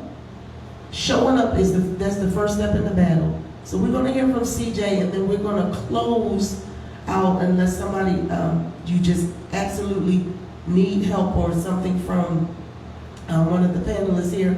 But we're going to have each one of them give a closing thought that's on their heart, and then until the next time. They said some powerful, life-changing stuff. And that's how we got all this dialogue. Because of the things that they were saying, the life-changing stuff. I say all the time, I can talk to people who got life-changing stuff to say all day and all night, versus the person who just, you talking, but you ain't saying nothing. So we're going to hear from CJ. Hey, favorite auntie. What's up, CJ? All right, starting off, I just want to say one thing about what Auntie said about being written off. I grew up in Delaware County, Lansdowne, and I legitimately felt like growing up with mom and dad, I started out on the right track and I pushed. And I thought things were going well and I had hope. But growing up, I realized they didn't expect anything of us. I went to a high school that legitimately sued the state of Pennsylvania for lack of funding. We're in the school. I was in a marching band. We went to the Capitol and marched up there. Why are we going through this? Why are you not funding these schools, funding the test or whatever? So in my life currently right now, my last 5 years is the reality of being written off. That's my drive. That's my push. I remember going to a graduation party of a girl I went to high school with. Her aunt was there. She was talking to us, talked to everybody. She asked me, "Oh, well, what do you want to do?" Everybody else was going to college but me. She had a conversation with everybody else but me. When I said I didn't know, I'm not sure, it was the end of the conversation. She walked off. And to this day, I remember her face. I hope I see her again. I just want to let her know thank you. And on the other thing with the anger, one thing I can say is my anger is my college. The anger, I got hands. Each one of these has a college right here. It still works. I still use it. I'm a diesel mechanic. I have these calluses, but I still use these calluses to do and go and be where I need to be and do what needs to be done. As a guy that was written off and no one respected, and people wrote me off, that drive has been, I show everyone else around me where I come from, where I've been through, how I did it. I always reach out and I always try to lift somebody up. All the way down from when I was 15, 16 years old, I even coached youth football. When I see kids today, I'm working, I do security, I do everything. I'm always reaching out and I'm explaining to them, you do this, you have these options, you have these options, you can take this course. But back to the anger, it's one of those things where I had to learn how to navigate through life and control it. Because as a black man, you need it. If you don't have any anger, you won't get anywhere. If you don't have that anger, you'll be walked all over. I've been in a position where they wrote me off and they couldn't understand how I got there. They couldn't understand, what is he doing here? Why is he here? And sometimes I use the anger the right way, and I've been in a position where at a young age, I made $90,000 and then I got fired. Because of that anger, I let somebody get in my head, I let them talk to me, and I lost track, and I lost focus. So the only thing I can say about the anger is sometimes I can't talk.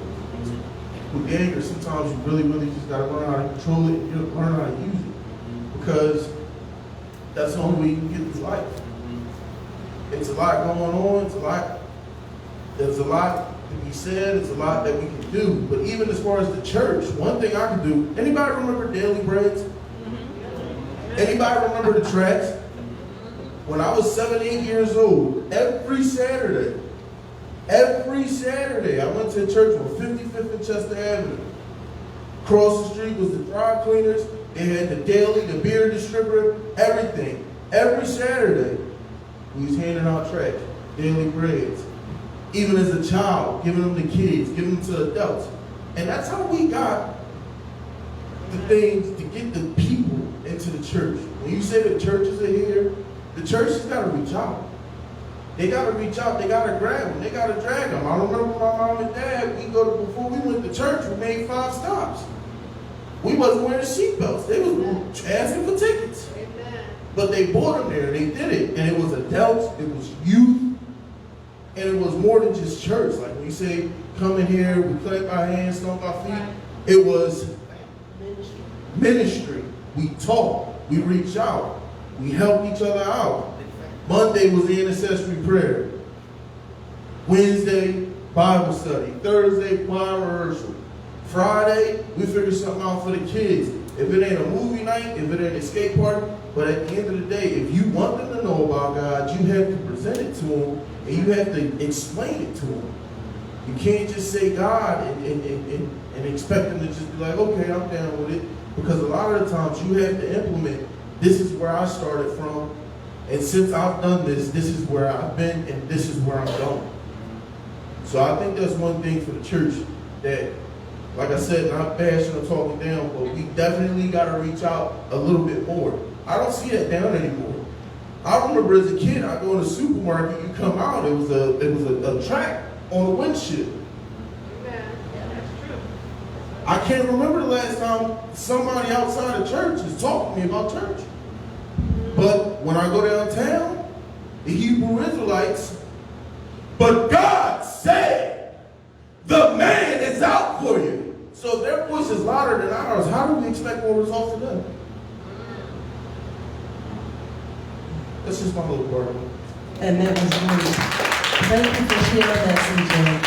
And I know I said that CJ was the last person, but this next person happens to be very near and dear to me. And I don't take it lightly that he wants to share. Come on, Devin. This is my king, my son. What's up, Devin? What's going on? In short, I would say, and I speak on behalf of the church because I grew up in church, a musician, everything, you know what I mean? And I also had my fair share of the streets by choice, you know what I mean? Personal choice. And a lot of it had to do with consistency. A lot of people spoke on a lot of different things tonight. Nobody mentioned staying the same, you know what I'm saying? Because now we live in a generation where everything is the show. Everything is what you see in the moment. So if I'm outside and you come out and you minister to me or try to, it's a little easier for me to turn a blind ear or walk away if you target me out. But if I'm sitting there and I see you go minister to somebody else, I know it's not just about you trying to get brownie points of me being a young man that's sitting there that looks like I might be God. So continue to just be, and I'm saying that to the church, at all times, even when there's not a street ministry going on, or it's not, just be an example. Because all they want to do is they want to see. That's why, as the past couple of years, I've gotten back in the church. You know what I'm saying? But I didn't lose my text. I didn't lose my image. My lips still black. You know what I mean? And that stuff, but it's those things that I don't change. I'm still, because this is me. I am my era. I am what I come from. I am what I know. I am what I was exposed to on all sides. So at the end of the day, we just got to stay consistent and continue, because at the end of the day, people respond to consistency more than just the now. Because if you touch me now, that's cool. But if you see me later and you walk past me like you wasn't the same guy that just was ministering to me last week, I forgot everything you said. Because even if it moved me in that moment and I'm looking for more, when you come that next week and that week prior to was a little harder, so you got a little attitude when you came to church, so now when you saw me, you ain't speak to me. But if I'm looking for you to speak to me and you're not consistent, you lost me. So it's important to stay consistent and stay active at the same time, simultaneously, because both ways can be saving the soul. You can be saving your soul just by me seeing you being active, and not necessarily by you saying something to me.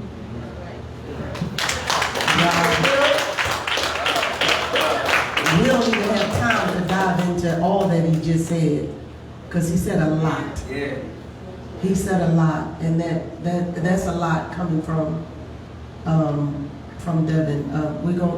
He kind of know, but we're gonna be talking to Devin and some other men. Devin was one of the young men on the panel that I was speaking to when the Lord told me to do Heart of a King, because as I was sitting listening to those four gentlemen, I realized even in that setting that I could sense them feeling like they had to be so careful about what they shared, what they said.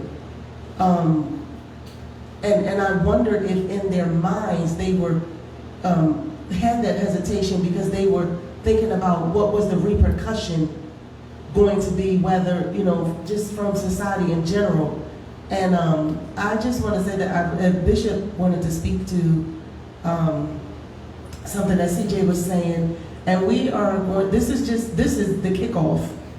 This is just the first one of a series. I'm going to be talking to local men, saved and unsaved. I'm going to be, we're going to be traveling to North Carolina, to Virginia, to DC, Chicago, literally just to sit and talk to kings, men. So, I don't want to end, but we have to. And just want to hear what's on the hearts of the kings to close us out. I'm done. CJ, Devin, I told your mom to lay hands on you. Shamar, one Sunday morning, the Lord told me to bring all the young people to the church, up to the altar. The Lord told me, we miss the transferring. This is the generation that we can talk a lot of stuff like we talked tonight. Consistency was number one. This can't stop. Whether you want to, whether you don't, as I stated to Evangelist Teresa, it can't stop. It must continue. In order to capture men, that's number one. Number two, they must seek togetherness. So what I'm saying to you, CJ, you do what the Lord tells you to do. It's not about me. You understand what I'm saying? Definitely. I told you before, many days, when you come in, you hug, he go to work. Even if he been with me and gone, he'll tell my adjutant, he was my first adjutant, that got everybody in order. And I said, listen, you're going to reach the generation that we can. Whether y'all like me tonight, I don't care. We messed up. We missed the boat because we did not do what we should have done according to them. And so when God started raising the generation, you're not going to go where Devin go. None of us in here. Now, some of you I may, because I'm just crazy like that. Because if I got to go get them, that's what I'm going to do. See, a lot of them not raised like, you're not going in the crack house. I mean, we talking reality, but how is going to do it? We can talk results. My grandson, congratulations. He's going to Villanova. Fully paid, fully scholarship. But if it wasn't for, not only, it took a village. Me, my grandmother, everybody. In this pandemic, my daughter, her husband, opened up a business, Manio. Gave him a favor. I don't talk that stuff. I let God do it. You overcome by your testimony. That's their testimony. I just thank God for what God is doing and showing the proof in the pudding if you just allow God to do it. It's a faith thing. It's a belief thing. It's being consistent. It's trusting the process. And we trust the process. Yes, it's a work. You got to work at it. When God called Abraham, he didn't give him directions. He told him, you got to move. You got to go. Get your family and move. Then I will tell you, the first step was initially faith. And then we cannot forget is the center root of all this that's happening in our society. It's sin. It's not a blame game, it's sin. What we're going to do about it. That's it.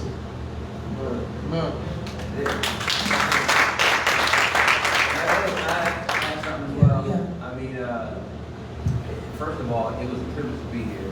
There's no question about that. I resonate with everybody said, including the ladies. Everybody has some value, especially the young men. Stepping up to that microphone and just really sharing. And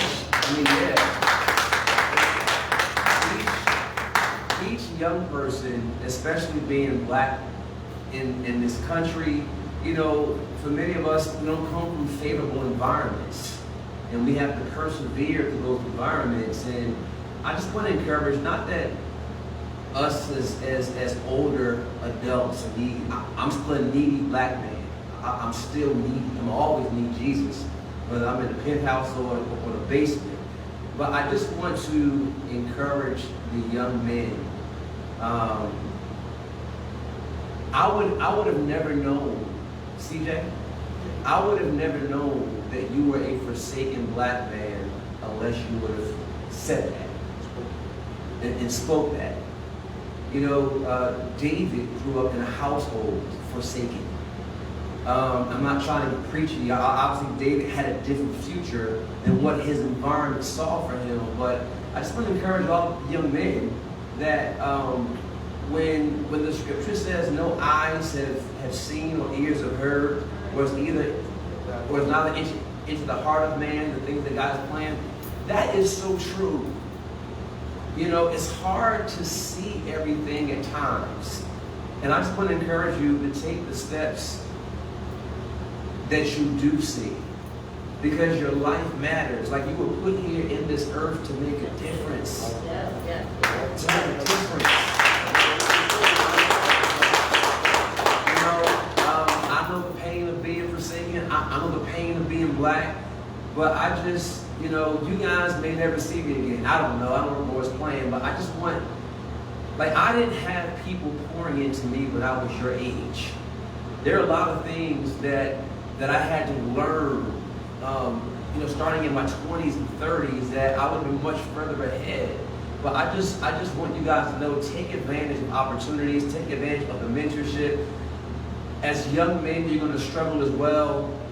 You know, I never want you guys to feel like, hey, I'm going to Villanova. Hey, you know, I'm a diesel mechanic, but I'm still struggling out here. You know, I'm still doing things I shouldn't do. And never be afraid to disappoint those that are older than you and those that are senior. Like, talk about real life. Talk about what you're going through, because the worst thing that we can do is to have isolated young black men. And your deficits do not take away from your greatness and who you were meant to be in this world. And I want you to know that. Everybody's not going to see it. God has not given everybody eyes to see who you are. But I'm telling you, there is a king in you. There's a blessing in you. And what I would like to do is this, if you don't mind. Okay, I don't have a lot. Okay, can you? I have a book that I just released, and this is being sold all over the world. And I want to sow it into 2 young men. And the name of the book is The Gold Standard. I didn't learn goal setting until I was in my 40s. You guys are young. Everything is easy. We just don't know how to do it. And I serve God without learning how to set goals. And then I also serve God learning how to set goals, and my life was completely different. I want to give this to 2 men and just sow this book into 2 men. And it's not just education, but there's systems and strategies. They teach you how to set goals. God got rich because he said the silver mine and the gold is mine. I own everything. How did you come into all your wealth? Goal setting. It's right in Genesis chapter number 1. The most successful people, poor folk don't set goals. The most successful people in the world set goals. They don't teach you this. I didn't learn it in my family. They're not going to teach you this in school. You're going to Villanova. Harvard, the most prestigious, is an Ivy League institution, a prestigious university. They have no course offerings on goal setting. It will make a difference in your life as a young black man. And I don't want to talk about it. You can read the table of contents. And I just want to give this to 2 men. And And if you say, you know what, I wish you had more, I'll make sure you get one. But I didn't know that I was going to do this. I bought them anyway. And just whoever just said, you know what, I want that book. It will tell you all about goal setting from a biblical perspective and a practical perspective, and it will change your life. Okay? So who come here, bro. Come on up here. Whoever, I want to give that to you. That's actually my brother. Love you, man. Pick it up, man. God bless you. And I want to give one of you CJ. And if you want a book and I don't have it here, I will make sure that you get it. As a matter of fact, here's what I'll do as well. If I can have the permission of your leaders. Again, it is not just a book you read, it's a book of execution. Okay? I will give you my contact information. Because I am committed not just to your worship and prayer life, but I am committed to your life's success. Listen, there are a lot of people in low-income environments that need Jesus, but there are a lot of people in high-income environments that need Jesus as well. That's right. So whole doctors, lawyers, judges, entrepreneurs, millionaires, they need Jesus. Right. And we need black men to get to that level. Right. We have enough black men in the hood ministering. And I'm standing about what I'm saying. We need black men that can minister on a different level. And I want all y'all to become millionaires. I want you to be successful. Because in that domain, you can be just as influential. God calls some folks to the hood, but He's also calling other people in other environments. And I'm telling you, just practice. I'll help you. I'll walk you through it. Practice some things. In 90 days, if you don't begin to see results, in 90 days, I'll buy the book back from you for $100. But if you say, hey, I have some questions about this, there's some things I want to do, I will help you, because you can achieve anything you want to achieve. So if you want a book, I will sew it into you. I will create a mastermind, a group we can meet, if that's okay up here. I don't want to overstep my boundaries. But I did not learn this stuff. I learned how to worship. I learned how to pray. I learned how to tithe. I learned how to give offerings. But when I learned the skill and set to live my life according to a gold standard, that's when my life changed, and I already had Jesus. All right? So I just wanted to share that and be a blessing. And if you want a book, you can see the great evangelist up here with the long hair, or you can see me afterwards, and I can make sure that you get a book. So I want not every young man, but every man, if you want one, I'll sew it into you. All right? That's all I have. That's my legacy. And what a legacy it is, because that's what this is all about. Positioning ourselves to give whatever we have. We all got something to give. And so I appreciate that, Pastor Guyon. And I can tell you for sure, 5,000%, he means exactly what he said. It's not one of those type of situations that he just saying that because he's sitting up here and we in this room. I promise you, he has been consistent with mentoring me and making himself available. Bishop Allen, I have, and I know we gotta go, but I had other pastors, okay? And I would tell other pastors that I had an expectation as far as being pastored because of how Bishop Allen pastored me. And all I can remember was, this man was about ministry, making himself available. So I'm telling you, this is my first time personally meeting Pastor Brian Overseer Knight. I was going to say Pastor Brian Bishop Apostle Overseer Knight. But, excuse me, here's what I know about him, because I have been attracted to his ministry.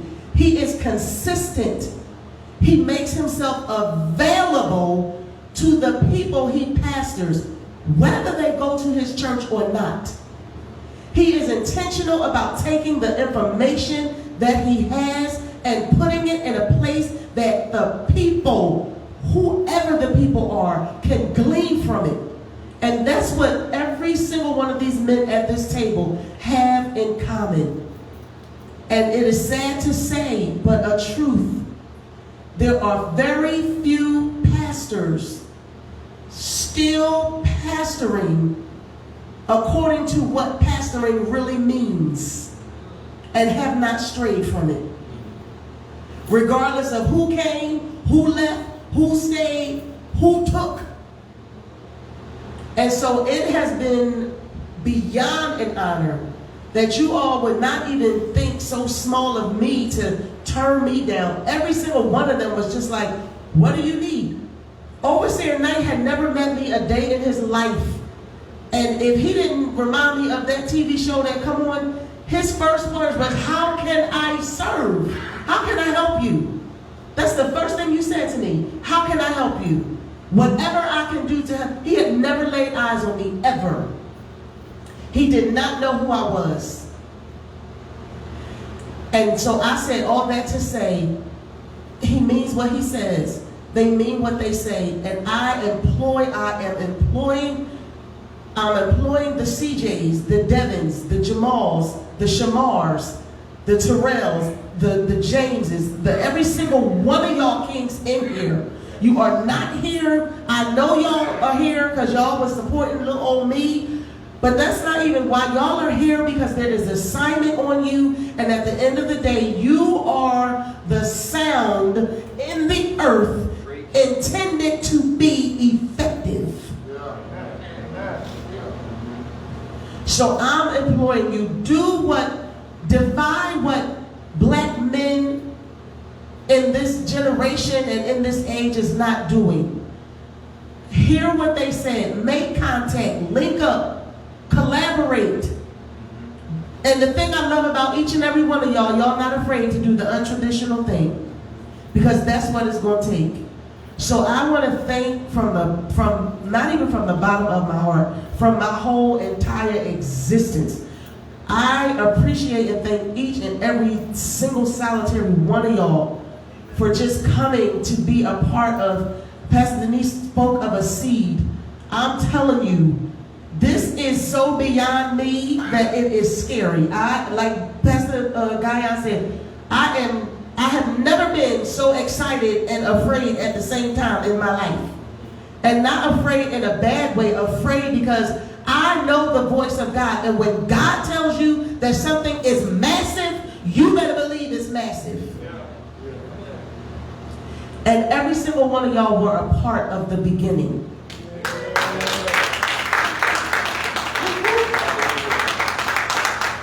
So I'm going to check in. I'm going to be checking in. And I'm going to ask the question, what you doing? What are you doing? What you doing, where you doing, and how you doing it? Because every single one of us ought to be doing something.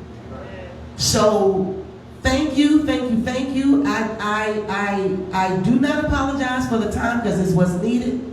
And I just want to say, if you haven't joined the Lower Light on the Hill page, go to Facebook and do so. Make sure you check the box to receive the notifications so that you can follow what we are doing and where we're doing it, and because we just out here doing it. And so you can contact me via You can call me, like on a real phone number, 484-463-7178. You can reach out to me via email, 1lightonahill@gmail.com. You can go to the website, which is the 1lightonahill.com. You know my little joke, y'all can reach me by railway, trailway, skateboard. Like, I'm a real person and I am committed to being available. And so, How can we give? Pastor Guy, I said, how can you give? You can contact me, and I actually have, in all of the things that I have done, I have told God, as long as He allows me to do things, I've had brunches and all kind of things, and not charge people. I will never do that. But I have been told not to rob people from being able to sow a seed. So if you want to sow a seed, I believe the Cash App is the $. It's the $. I'm gonna say it's $, my name, because you can only change it 3 times, and don't nobody be Cash Apping me. So I was gonna use it for Lord, but it's the right now it's set to the $. Bless the Lord. $31 THERESA. Okay. How many people have Cash App here? Alright. There is never not a time that we can't give. I tell folks in my church, if you got $7 and you buy in the back, give Jesus a quarter. You always have something to give. And I don't want you to give, most environments teach you to give, looking for blessings and contracts and cash. Don't let that be the reason. Don't let that be the motive. When you give outside of yourself, you're giving from a place of abundance. Most folks give because they want to be blessed. I want you to give because you see the value in what's going on here. And the laws of seed time and harvest are always in operation. But don't let that be your motivation for giving. Start giving because you simply want to what? Be a blessing. And everybody in here has something that they can give tonight to be a blessing. And if you don't, come see me. But I don't want to, thank you. I don't want to leave this place without making an investment in what's going on. And if you guys would join me to do that, I'm not saying get a seed, an amount, whatever you feel like you want to give, just sow into the ministry, sow into the anointing, and don't even look for harvest. That's coming anyway, but just do it because you just want to be generous. Okay? Can we give that way? Amen. Thank you in advance. She didn't know I was going to do that, but she's over there all humble. But I just feel like that God's campaign and God's work is worthy of investment. Right. Very I worthy of appreciate investment. that. I Right. do. I Cash, appreciate that. however we're going to do it, I don't know how we're going to do it. I'm a cash app.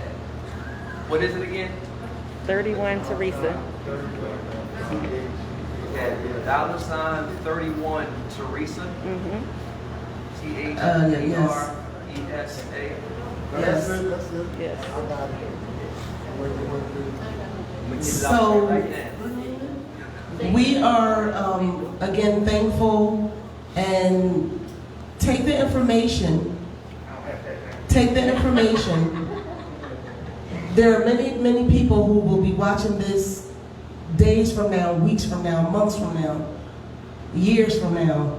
And once you hear this information that these kings have shared, let it do for you what it did in this room, is spark a moving in your mind. Get your mind going for some change. And so we just thank you. We appreciate you. And again, purpose is not just what you do. It is not just what you have. Purpose is literally who you are. God bless you.